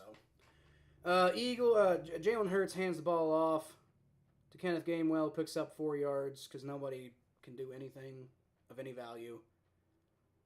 Man. So my life's going great, y'all. I'm doing great. Like I said, I'm taking care of my ADHD, which I just found out I have. And I'm really kind of killing it and everything else right now. Being able to stay on track is nice. I don't know if y'all can tell a difference. I feel like I'm able to explain things better and be on top of things better. But on top of that, school's going good. I've got a couple of job prospects. The channel, as y'all know, went over 500 as the Bengals hold Kenneth Gainwell to a 2-yard gain there. Yeah, I've got some good job prospects after that. The channel's growing, man. My life's going good. I say all that to try to distract myself from the Bengals just being complete dog shit. My life's going good though. I'm chill. The Bengals make me want to fucking run my head into a wall, but at least my life's going good, Got a lot of opportunity, I think, is the key thing. I haven't realized all that opportunity yet, but I got a lot of opportunity ahead of me as Saquon Barkley cuts through the Bengals defense and gets in the fucking end zone because nobody... Yeah, the Eagles are going to go over fucking 40. I'm done. I am done with this defense. 3rd down. What? He did this. I'm confused.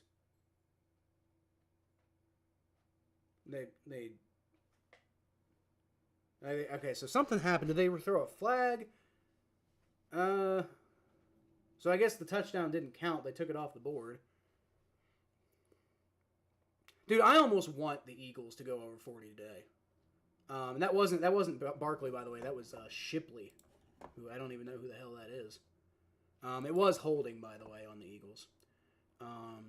Will Shipley, the rookie running back out of Clemson. So, but got called back for holding, so it's going to be 3rd and 14. Like I said, I kind of want them to go over 40. I really kind of do, just to really wrench it home how bad this defense is, dude. Just to really send it home how bad this defense is. I'm kind of rooting for the Eagles to score a touchdown now. They're not going to. Bengals actually stopped them. So Eagles are going to come out for a field goal, and it's going to be 37-17, which most likely will be the final score of the game, unless Joe Burrow does something crazy. But we're going to be down 20 points. So, like, even if he does, like, get a fucking touchdown, like, we only have 2 timeouts left. Like, we going to get an onside kick and then another onside kick? Like, you know, that seems really unlikely. Could happen. We're at the 2-minute warning, by the way. My life's not going good, all jokes aside. I'm sorry to hear that, Mikey. Sorry you're having a rough time. I didn't say what I was saying to try to brag. I was more so saying that to just basically try to counteract these bad feelings that I'm getting from the Bengals right now. I hope all y'all's life is going well. To be clear, if it's not Mikey, I'm sorry. Sorry, that's not going well, and I can't imagine that's good. But that feels good with the Saints also being bad. So I'm sorry that's happening. But best wishes for you going forward. To all my Bengals fans, I hope your life is going well. Yeah. Maybe it's the hat. Maybe I should keep my hat backwards, right? I think I had my hat backwards all the time when the Bengals were... I used to have my hat backwards all the time. And then I started putting it forwards, and then the Bengals kind of... Like, it was backwards almost all the time, I think, during the Super Bowl run, right? And I've been turning it forwards more since then, and they just haven't been the same team again. So... Maybe we'll test the theory. If the Bengals can get a touchdown on this drive, maybe it turns out it's my hat, given the Bengals' bad vibes. Because honestly, I don't know. Does that I think just frankly, I don't think it looks as good. Just because I don't think this style of hat works for my head as much. So it looks better, I think, when it's turned backwards. I think a better style of hat. Hold on. Because I care more about my hats than I do about the Bengals right now, frankly. Okay, so this is I work at KeyBank, just to be clear. This is not a sponsorship or any sort of endorsement on my end, just to say that I work at KeyBank, and that's why I have this hat. But this style of hat, I think this hat looks good on me, right? I like that curved style they have here. I think this works well, better than the flat bill.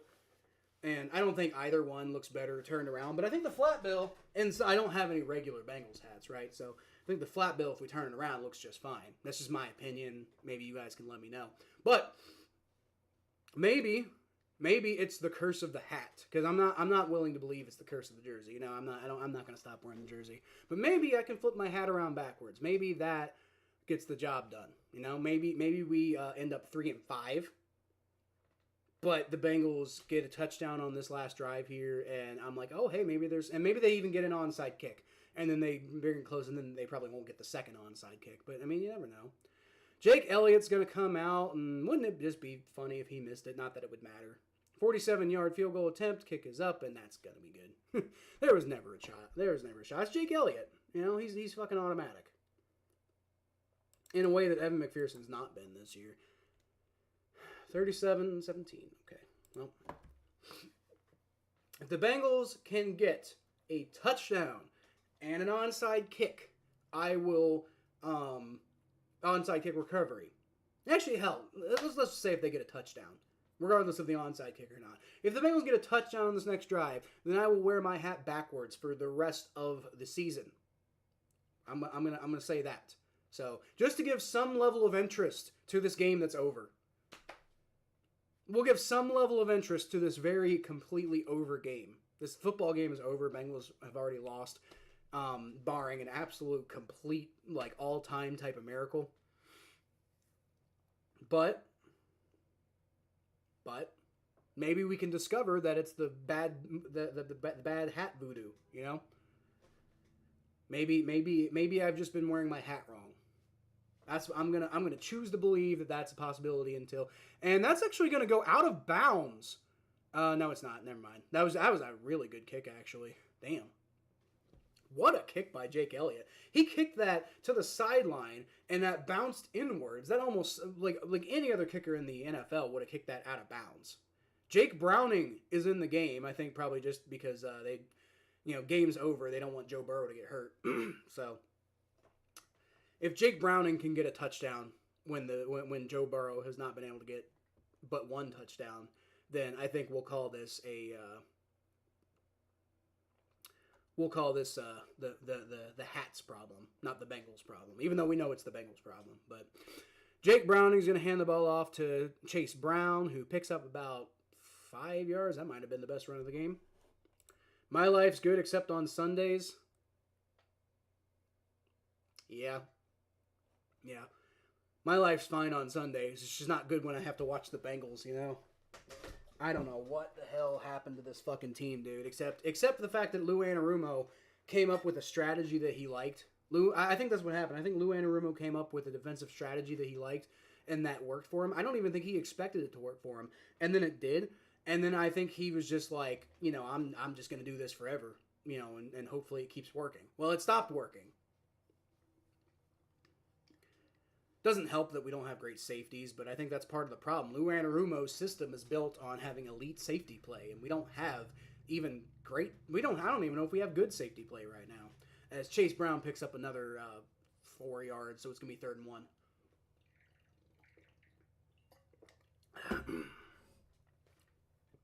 Bengals wave the white flag with Jake taking snaps. Cue the Price is Right losing horn. Well, it's over. It's over, Jay. There's barring an absolute complete miracle, it's over. So yeah. You put Jake Browning in there. You avoid Joe Burrow getting hurt. That's the correct decision. Browning hands the ball off, and I think he fell forward for a first down. Is that Chase Brown? Yeah, it's Chase Brown, and I think he did get the first down. That's good. Not that it's gonna make a difference, but. 15 seconds, 14-13. I think they're just going to let the clock run out. Okay.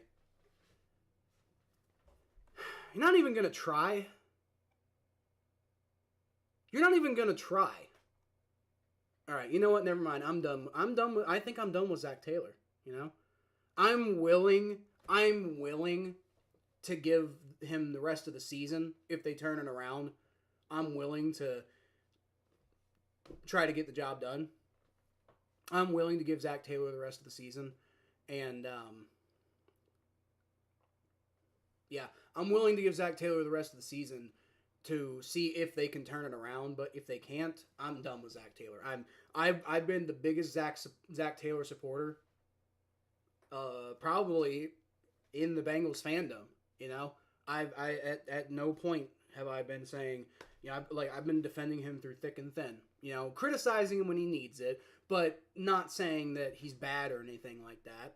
At one time, Zach Taylor was I felt one of the top 10 coaches in the NFL for a year or two, Not sustainably, but for 21, 22, that particular period of time, I felt Zach Taylor was doing a pretty damn good job, But no, I now believe it's over, and I am now willing to say that if the Bengals miss the playoffs, I want Zach Taylor gone. I heard I wasn't hoping to say that this season. I really wasn't, but I'm there now. I'm there now. Zach's got to go. Lou's got to go. We got to get a new system in here because we've only got we probably got 6 more years left of Joe Burrow's prime, which is plenty of time, but if you get a new head coach in, you're rebuilding, right? So, you're basically rebuilding. You get, you're definitely not going to be attracting free agents like you used to. Maybe if you go get a high-profile head coach, but you're definitely not going to be like that mystique of the Bengals has gone now.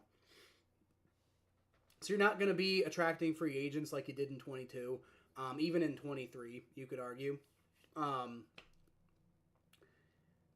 basically any benefit that you get from Zach Taylor remaining the head coach is gone now.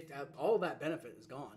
And the only reason I don't say fire him now is because technically, I mean, like I said, the Bengals win the next 3 games, and then they're right back in it. You know, I mean, it's you're not feeling great, but if, you know, I mean, the Bengals could win the next 3 games. Who do they got?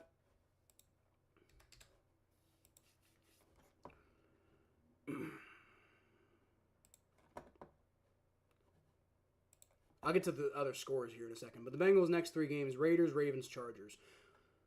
2 of those games are very winnable. Then you got the Ravens, who you almost beat. You know, maybe a little bit better defensive performance, which is hard to believe right now with the way they're playing. But you know, you never know. A little bit better defensive performance. Maybe you can get one away from the Ravens. And then whatever's going. Maybe if they lose to the Browns, I don't know how that game's going. Ravens are winning 24-23, but the Browns have the ball. You know what? I'm going to switch to that game. So we have something to, you know, think about, you know. I'm going to switch to that game.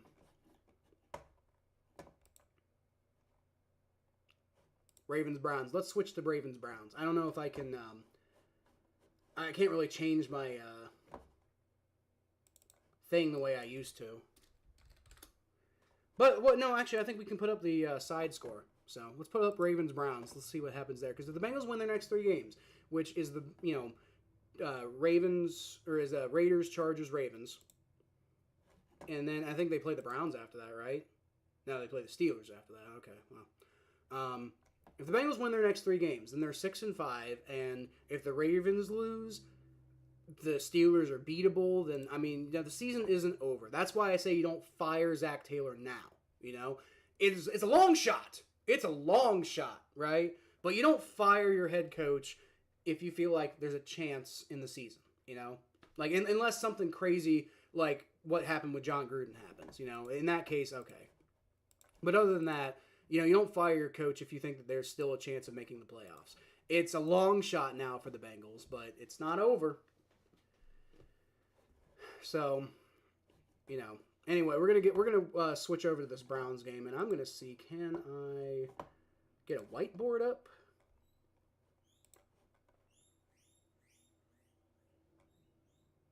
I don't think so.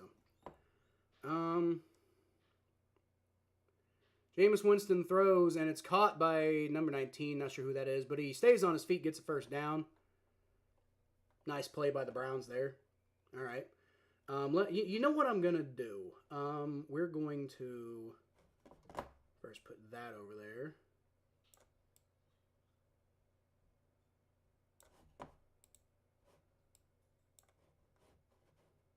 And now we're going to put this over here. We're on a commercial break, by the way, so I have a chance to maybe put this up real fast. I used to have like a whiteboard here that we'd put scores on, but I don't think I have access to that file right now. So we're just going to have to wing it real quick. We're going to do...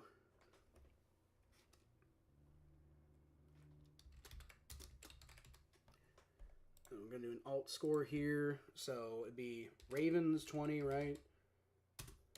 24. Browns 23. And, you know, maybe in the future I'll get a better... you know, look here, but we'll put that about there. What do you think? White or, you know what we'll do, actually, from a design perspective? We'll do, where'd it go? Oh, here it is. Okay, so can we get a stroke? Outline?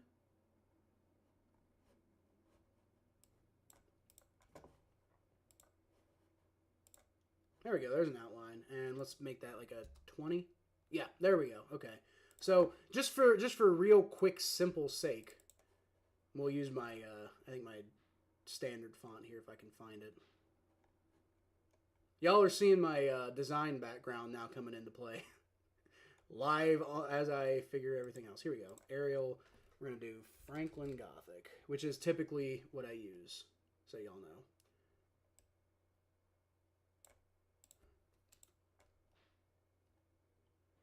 We're going to do medium. I don't want to do medium. I want to do, can I do semi-bold? No, it's not going to let me do semi-bold. Okay. We'll just do medium then. That looks good enough, right? Okay. And normally I'll have like a whiteboard or something back here, but, you know, this is what we'll do for now because it's what I have access to. I feel people don't see purpose to them. To who? I'm not sure what you're talking about there, Mikey. Edwin Tapia, what's going on, man? Got to your comment a little late, apologize, but welcome to the channel. I don't know if I've seen you before, but if you're not subscribed, feel free to subscribe. Appreciate you showing up. Jameis Winston takes a shotgun snap on 1st and 10, and that's knocked away. Maybe a little bit of pushing off there by the Ravens defender, but refs aren't going to call it. Zach Taylor is trash. Yeah, dude, I like Zach Taylor, man, but it's not looking good right now. They won't fire him because he's too cheap to pursue a Belichick or somebody good. Jameis Winston takes a shotgun snap. He rolls back. He throws. He's caught. And I think that's enough for a first down. Yep, yeah.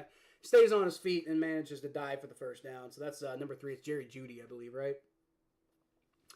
So, hey, maybe the Browns can get a win. Browns can get a win, and maybe it makes our lives, you know, keeps that sliver of a hope alive, you know? And I don't believe in the Bengals anymore. I don't. Not the defense. You know, the offense is not doing great, but, you know, maybe they can get their shit together. Jameis Winston throws it short. It's caught by David Njoku for about a 4-yard pickup. But yeah, I don't believe in the Bengals defense anymore. I'm done. It's like the offense has to be perfect going forward, you know, and that's the thing that sucks.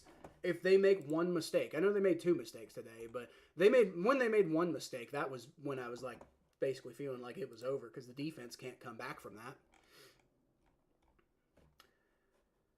But, you know, hey, we got 3 winnable games coming up. We could be 6-5 after this. After all that, which would be a rough way to go about it. But if the Ravens lose,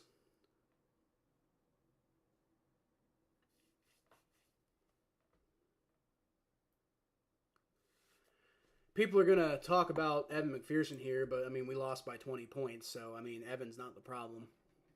Jameis Winston, shotgun snap, throw. I'm not sure what the hell that throw was. And so that's going to be 3rd down, right? Or is that going to be 4th down? No, 3rd and 7. Okay, Browns still got a chance here. And are they in field goal range? Because if not, then this is 4-down territory, clearly. Browns defense will have to get the job done if they give Lamar Jackson the ball back, which is not what you want to do. We've seen too many times Lamar Jackson is able to salvage a bad game. Yeah, they're at the 40, so this is 4-down territory easily. Although, I don't know, if they get a couple yards, that is field goal range. We'll see what they do. Jameis Winston takes a shotgun snap, throws. He's got more, and he's got a first down, so the drive continues. Elijah Moore. I always get these guys confused. Is it Elijah Moore? It is Elijah Moore, yeah. I don't know why. I think I get him confused with DJ Moore all the time. I can't remember which guy got traded to the Browns, but it was Elijah Moore.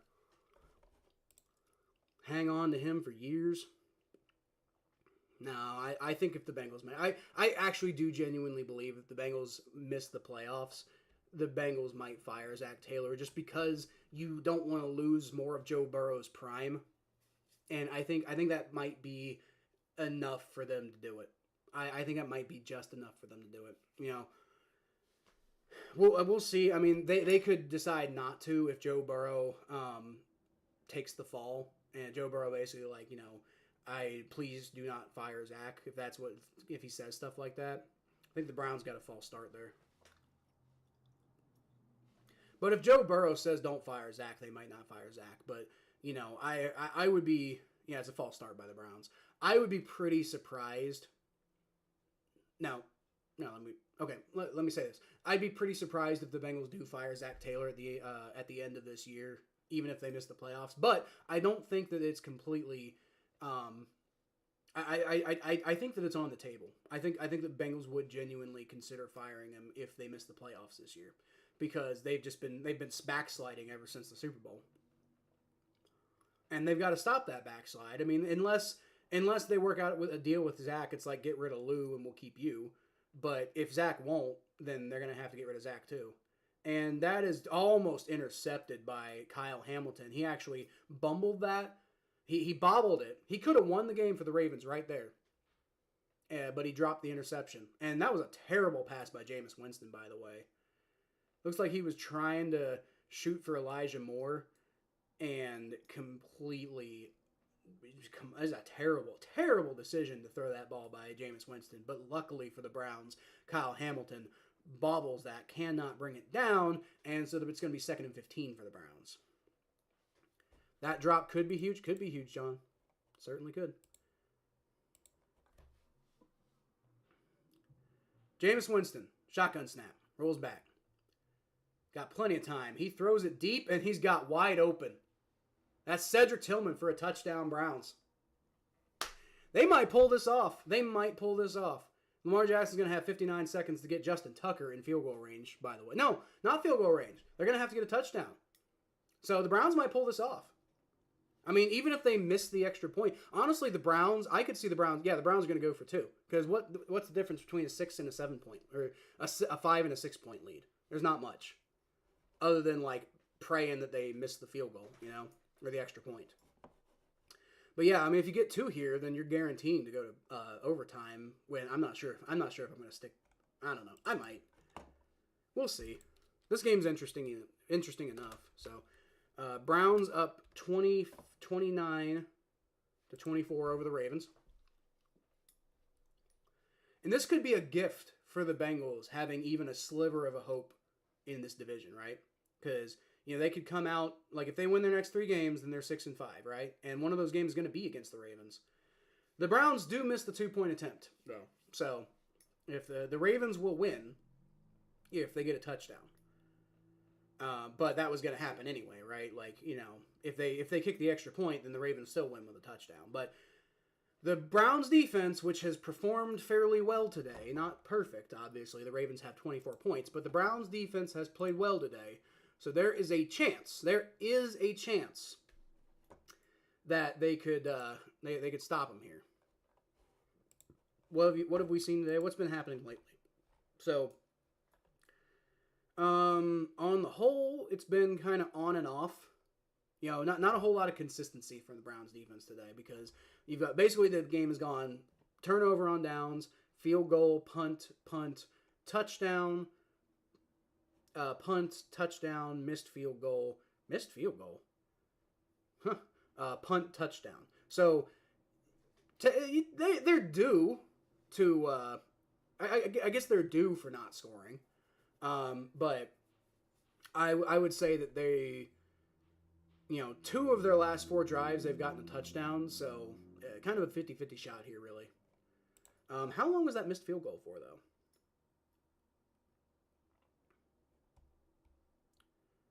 Kick is away. That's going to be a touchback. Justin Tucker missed a 50-yard field goal. Okay. So still surprising for Justin Tucker to miss that. But, I mean, I will say Justin Tucker has not been the Hall of Fame level kicker we're used to seeing this year. Like, he's still obviously very good. He's one of the best kickers in the NFL, but not clearly the best anymore, which is, an interesting thing to point out. But the Ravens are now going to have to drive... looks like 70 yards for a touchdown. They get a touchdown, they win. They don't even need to kick the extra point. I'm assuming they won't.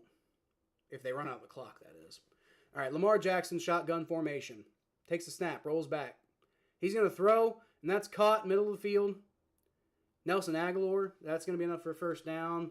The important thing is that clock is moving. The Ravens do have 1 timeout for what it's worth. 44. They're going to snap it with 44 seconds left to go.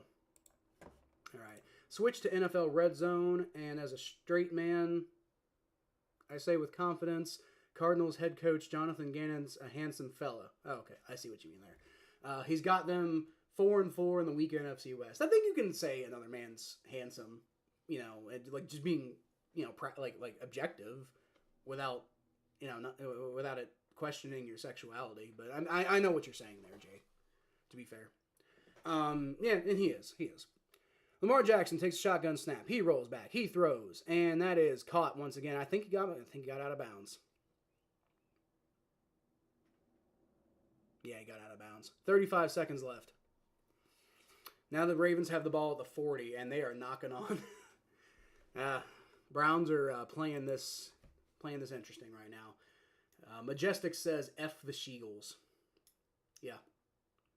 I agree. I'm tired of them. Was that inbounds? Yeah, that was inbounds. That clock should be running. That was inbounds. He did not get out of bounds before he went down. I don't know about that, dude. Okay, so the Ravens took their final timeout. That's what's going on. Okay. They trash. Cowboys hand them 2 L's this year. Don't worry, Kyle. That's cool. I don't give a shit what happens to the Eagles the rest of the season, Majestic. I hope for your sake you win. But I hope we beat you. We need to beat you now. Lamar Jackson, shotgun snap, rolling around, throws really short to Justice Hill, picks up about 13 yards. 27 seconds, 26, 25, 24. Browns are going to see if they can just run this clock out. 22, and it spiked at 21. So yeah, Majestic. Unfortunately, it's like I was going to root for the Bengals anyway against you, obviously. But it's down to the last dregs. Like it's the Bengals season is not over. But we lose to the Raiders next week. It's over. It's over. It's over if we lose to the Raiders next week. Honestly, I think we have to win the next 3 games. Raiders, Ravens, Chargers, to have a realistic shot at the playoffs. Yeah, because like the Ravens will be I don't think we'll beat the Ravens for the division at this point. But honestly, if we were to lose any of those games and still have a shot, probably losing to the Ravens would be the one, you know? Unless we just completely turn the season around and win every single remaining game and we ended up going 12-5, wouldn't that be crazy? I mean, yeah, they're good. They could. If the defense shows up. Ravens, we can win that game. Raiders, we can win that game. Chargers, hell yeah. Steelers, yeah. Cowboys, yeah. Titans, yeah. Browns, obviously. Although against Winston, we'll see. Depends on how the defense is playing. Broncos, we could beat them. Steelers, we could win every game. We could. We could go 12-5. Are we going to? No. I'd be shocked if we make the playoffs at this point, but we still could. Lamar Jackson's getting rushed a little bit, and he's going to end up going to the side. He's going to throw it away. 14 seconds left. Just got rid of that ball because there was nothing to do. Good pass rush and good coverage by the Browns. Who's the Browns' defensive coordinator? Maybe he can replace Lou Anarumo. I'm done with Lou Anarumo. I am. You're streaming? All right, I'll come say hi to you in a little bit, Mikey. Fellow streamer JG9 is going to have an epic rant tonight as his Jags drop 2-6. Oh, they lost? That sucks. Yeah, they're not good, though. I didn't think they'd win. Sorry I couldn't make it again. Ever since I got my new job, been working 6 days a week. It's cool. It's cool, Majestic. It's cool. It's all good. I'm happy you got a job. Rodgers is washed up nobody. What?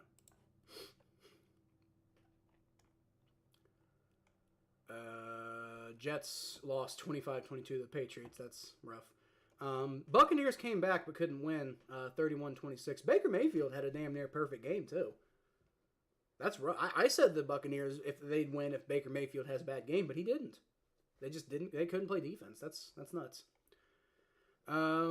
Rams obviously beat the Vikings. Cardinals won over the Dolphins 28-27. I think the Dolphins are finito.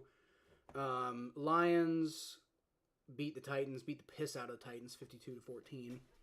All right, 14 seconds left. Lamar Jackson takes a shotgun snap, and he's got a ton of pressure, and nobody can bring him down. Wow. And he's just got all the time in the world to throw, and he's going to throw it.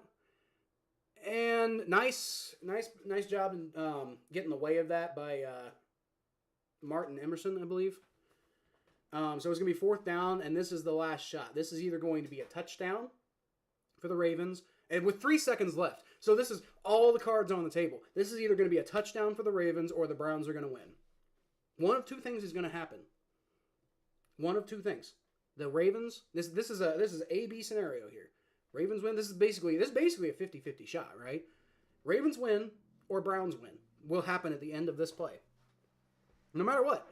No matter what. Unless it's like a false start or something. But and the Browns did take a timeout, so we're going to have to wait. But unless there's like some sort of like crazy-ass penalty by the Browns, which I guess could happen. You know, it could be pass interference. So barring like a pass interference on the Browns, this is going to be the final play of the game, and we are going to find out if the Ravens win or lose. And either I wonder what the odds are right now. Hard to say.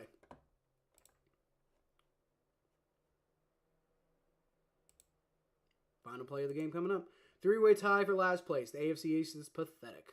Coming from a Pats fan. It's terrible.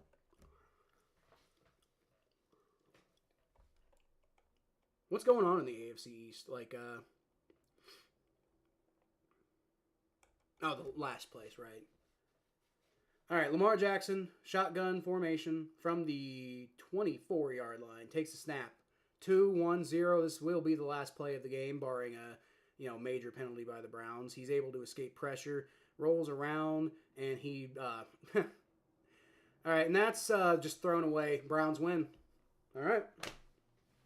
So the Ravens are defeated by the Browns, and they are 5-3. And that gives the Bengals... I don't want to say life. I want to be really careful by the way I put this. Saints immediately start the game scoring a safety. That's crazy.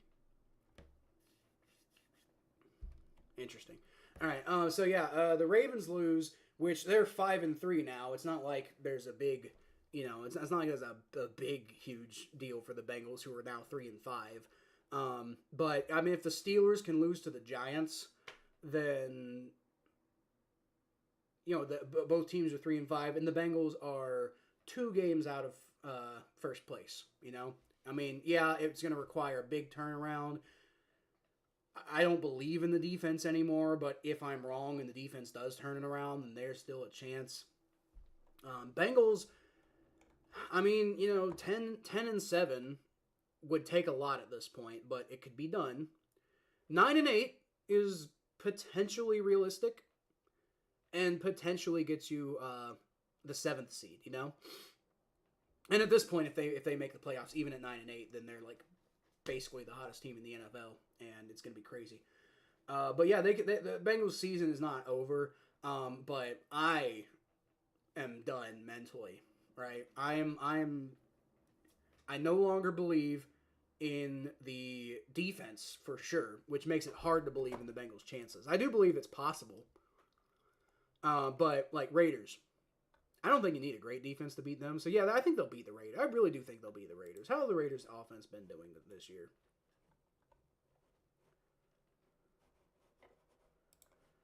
How's the Raiders' offense been doing?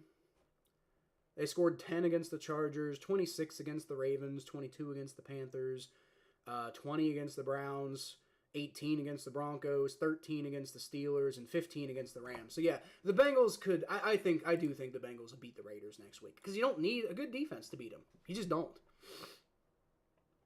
So yeah, the Bengals could totally. Now, will they beat the Raiders? I don't know. I'm not saying they will, but the Bengals could beat the Raiders next week. Suddenly you're 4-5. It's all still on the table. Play the Ravens the next week. You almost beat them last time. You lost 41-38. If the defense can even have a modicum of ability, then they could win that game against the Ravens, right? Then you're 5-5. Beat the Chargers 6-5. Beat the Steelers 7-5. Cowboys, Titans, Browns, Broncos, Steelers. There's not a game left on this schedule that they can't win. Let's see. Broncos offense is up and down. They'll probably look world class against our defense though. So I'll probably favor the Broncos unless we're just going nuts by then. That's week 18 or that's week 17. So we'll see what things are looking like right now. But right now I have virtually no confidence against beating the Broncos. The Browns is going to be tough because I think Jameis Winston makes a difference. Titans, and we'll beat the Titans. Cowboys, I don't even know how they're... Like, Majestic, you were here, right? I don't know if you're still here, but how's your offense been doing? I know there's been some issues. They play tonight against the 49ers, so we'll see what's going on there. Scored 9 against the Lions, the Aiden Hutchinson Lions. 17 against the Steelers, 15 against the Giants, 25 against the Ravens, 19 against the Saints, 17. Yeah, okay. I think we could totally beat the Cowboys even with a bad defense. That could happen. Yeah, okay. We could beat the Cowboys. What else we got? We could totally beat the Cowboys. So we could beat the Raiders. We could beat the Ravens. I talked about it. It's going to be tough. Defense has to do show some sign of life. But it's like, you got to play better than dog shit, which they could do. I don't know if I believe they will, but they could do. Chargers. I don't know what their offense looks like right now.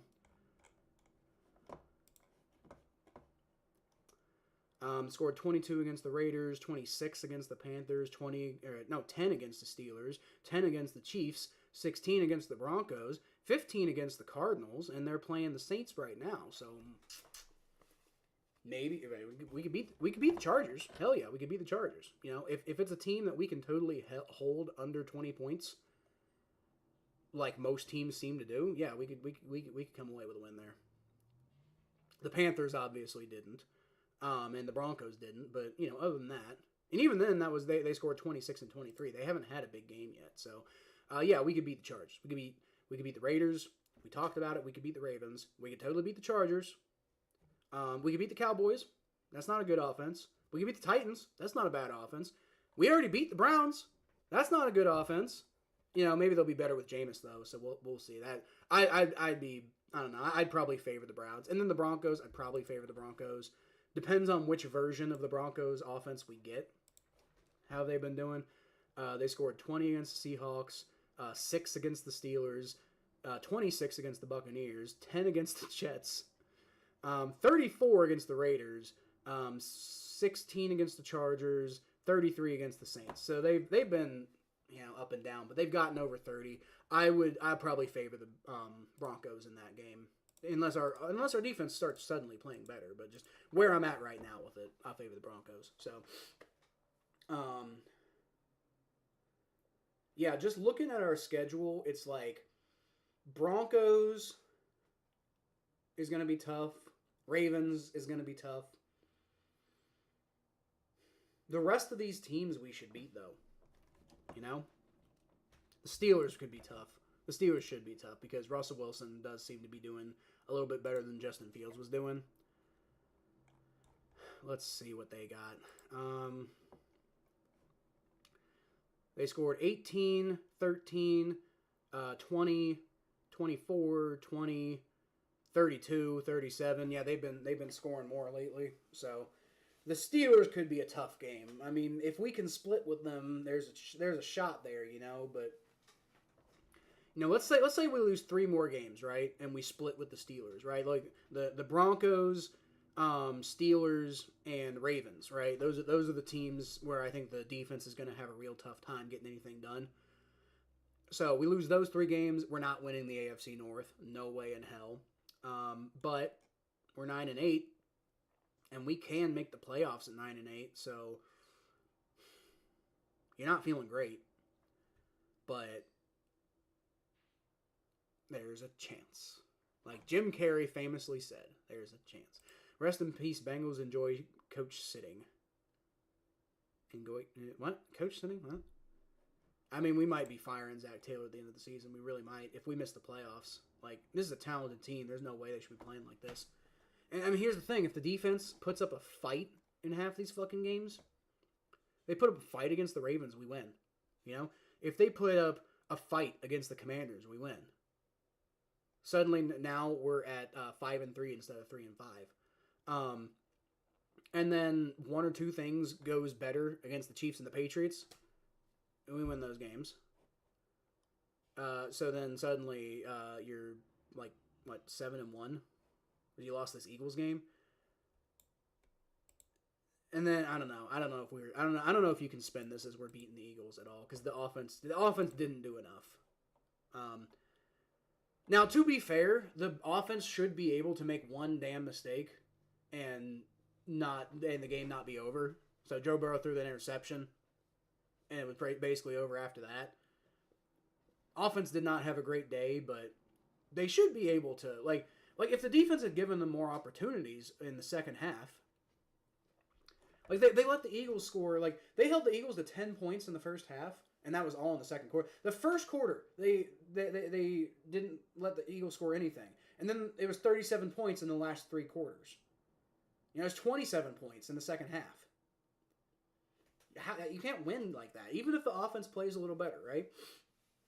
You know, shave 10 points off of that for the Eagles. Maybe the Bengals defense plays a little bit better, and then you got like a shot there. You know, you're not playing Jake Browning at the end of the game, so maybe that fumble doesn't happen, and maybe you get something done, and you know, and then you're talking about can the offense get to 28? You know.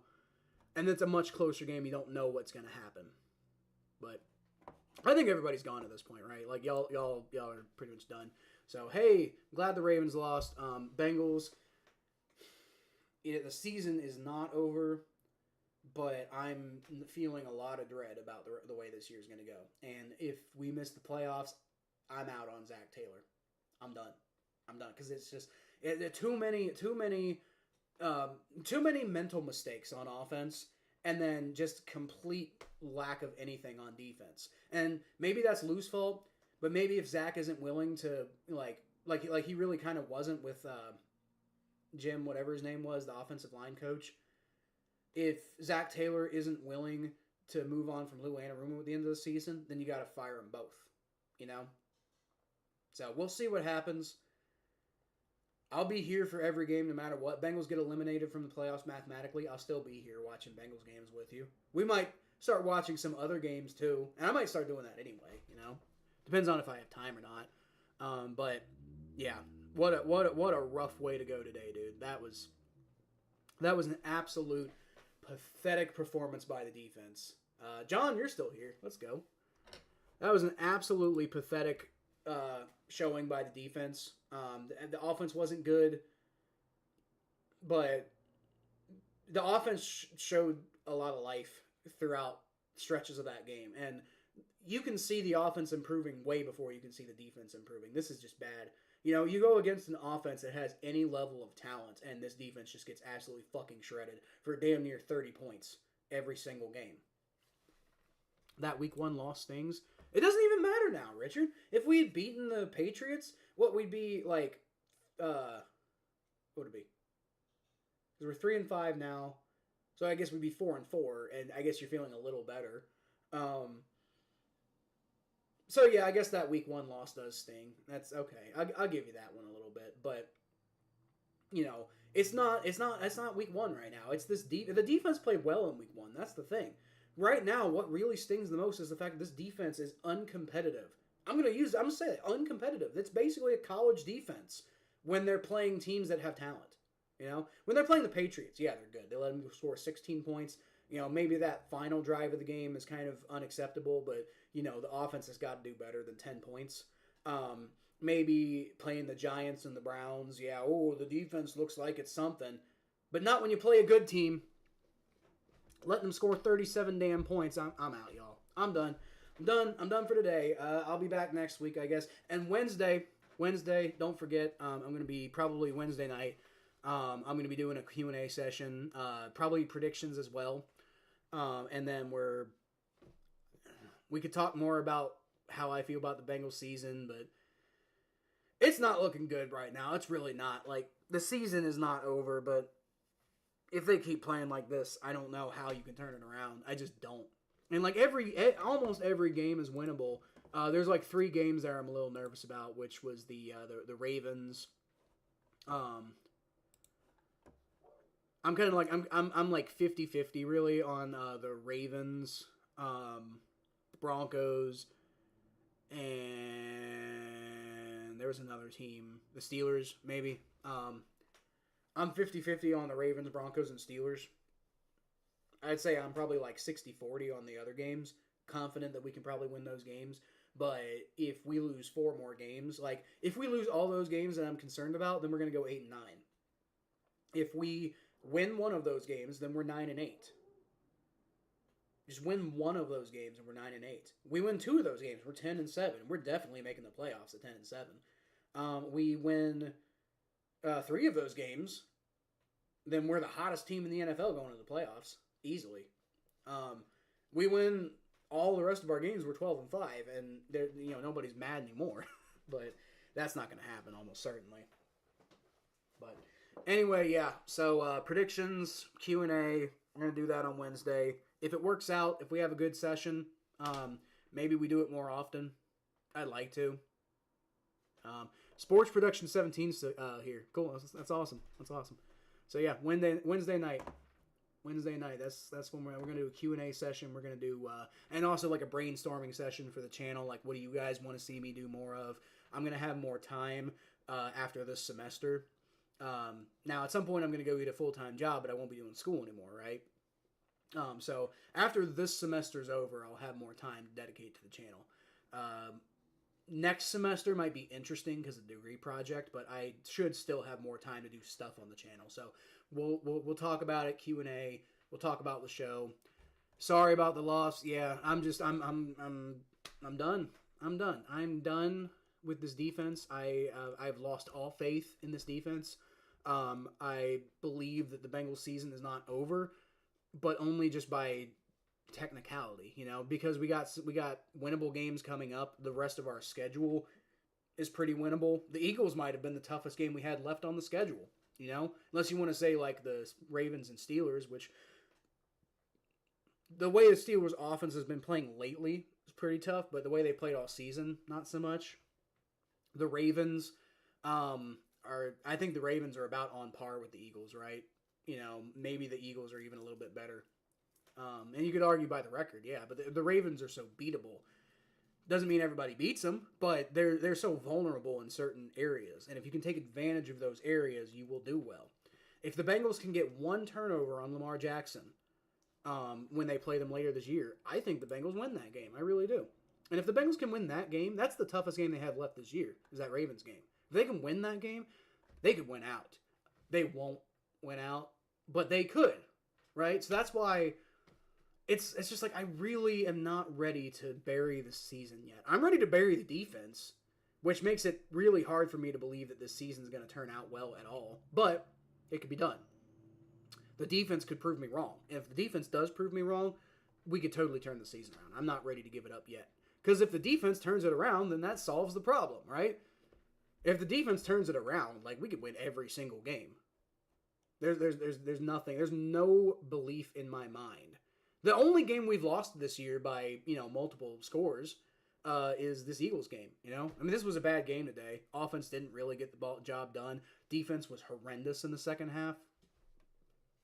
I'm babbling at this point, though, right? So just know that I'm not giving up on the season. If the defense can get it together, then we've got a shot. I'm no longer of the camp that I believe they will. The defense will get it together. I think it's basically about damn hopeless. I don't know how you fix, because the secondary is so porous. You got Cam Taylor-Britt as your starting cornerback. He should be the second guy. It's still a starter, but not your number one guy covering the best players. But you don't have anybody better. You got DJ Turner as your number two. He should be a backup at best. Your safeties are not getting the job done. Jordan Battle, we were talking about Jordan Battle. He's not good either. Geno Stone has been a bust of a free agent signing. Von Bell has been up and down. Probably the best safety we have right now is Von Bell, but even he's been up and down. So teams know they can do whatever they want in the air against us. That's why they're scoring. That's why this is the this is the fourth game we've allowed 40 points in. Eagles 37, Ravens 41, Panthers I'm sorry. This is the third game because the Panthers, we scored 30, not them. So this is the third game we've allowed 30. So the Commanders scored 38. The Ravens scored 41. The Eagles scored 37. Now, granted, most games this year, Patriots, Chiefs, Panthers, Giants, Browns, Patriots, Chiefs, Giants, Panthers, Browns. Yeah. So 5 of our 8 games we've played so far this year, the defense has not allowed 30 points, but And going up against the offenses they have the rest of the season, like they could do it. Like they could hold these teams to the point where the offense can get the job done. But it's like they went 3-5 in the first half of the season.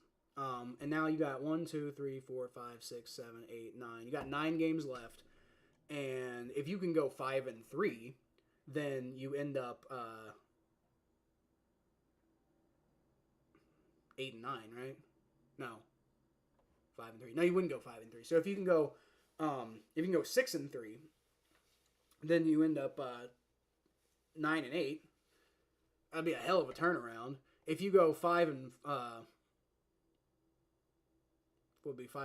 Yeah, if you go 5-4, then you're looking at if you go 6-3, then you're 9-8, and that still feels like a hell of a turnaround. If you go 5-4, you're not making the playoffs. If you go 9-8, you might not make the playoffs, but there's a chance. If you finish the season 7-2, then yeah, you're probably making the playoffs, and then you're like the hottest team in the NFL. You're feeling good. If you finish the season 9-0, then you got the division on the division's there. You're probably not competing with the Chiefs for the number 1 overall seed, but you could win the division if you win the rest of your season, the rest of your schedule. Hell, you could probably lose one game, finish 11-6, and win this division. Because the Ravens have been stumbling. The Steelers are like, who really truly believes the Steelers are going to stay at this level the whole season? I don't know. We'll see. See how they play against the Giants tonight. The Browns are no threat. So it's like the AFC North is just not what we thought the AFC North was going to be. It's not a juggernaut this year. So you've got a weaker division than you're used to playing in. So I think if you could get to 11-6, you win the division. Now 11-6 would require losing one single game in the rest of the season, and the toughest game they have left is the Ravens. So if they lose that game, they're not winning the division. They lose to the Steelers, they're not winning the division. So it's gonna have that one loss would have to come to the Broncos. The Broncos would be the most acceptable team to lose to that's not an AFC North team left on their schedule. So I don't know. It's going to take a hell of a turnaround. With Joe Burrow as your quarterback, you can do it, but not with this defense. The defense has got to get better immediately. Next week, the defense has to be better. The week after, against the Ravens in Baltimore, the defense has to be better. The Browns just beat them because they have a good defense. Defense has to be better every game for the rest of the year. I'm done with this 30-point shit. Like we can't get shit done when you let them score 37, 41, and 38 points. That's 3 games right there. Even if the offense is explosive every single other game of the year, that's still at best we're 5-3. Which feels much better than 3-5, to be fair. But you're not feeling great at 5-3. You're feeling like, hey, we're keeping our heads above water, but this defense could sink us. That's how you're feeling if the offense is explosive, more explosive this year. If every game they play like they did against the Commanders and the Ravens, then you're feeling like, hey, that's better. But it's not enough. Because that means you still lost to the Commanders, Ravens, and Eagles, If everything else goes perfect for the Bengals this year, but the defense plays the same way, we're almost certainly 5-3. That's just not acceptable. That's not acceptable for this team.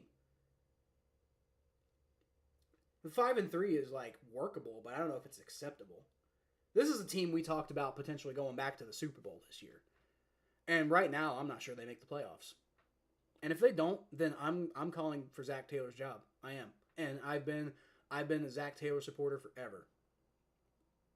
But we've been off this game for forever now.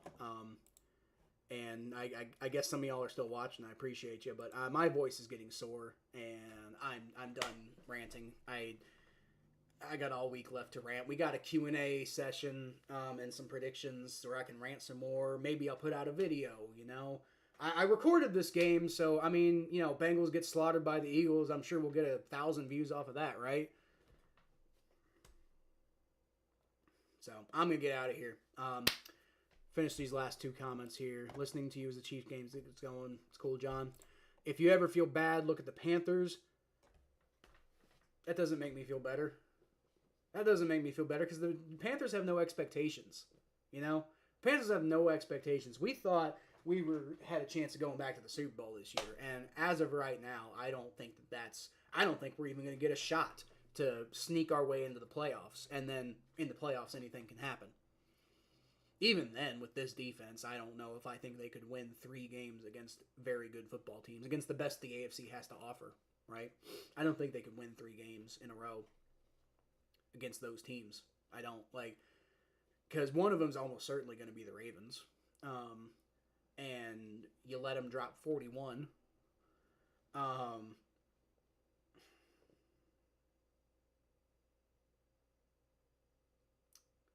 The Bills would be another tough team to beat right now because you couldn't stop them. Joe Burrow's going to have to score 40 points for the Bengals every single week to have any chance of winning at this rate. So I'm out of here. Appreciate y'all showing up Wednesday at 8, 9 p.m. somewhere around, probably more like 9 p.m. Eastern time. We're going live. I'm going to get out of here. I'm going to go talk to my wife and enjoy the fact that my life doesn't have to be ruled by the Bengals. So, yeah, that's pretty much it. Appreciate y'all watching. I'll leave y'all, as always, even when we suck horribly, I'll leave y'all, as always, with a hootie!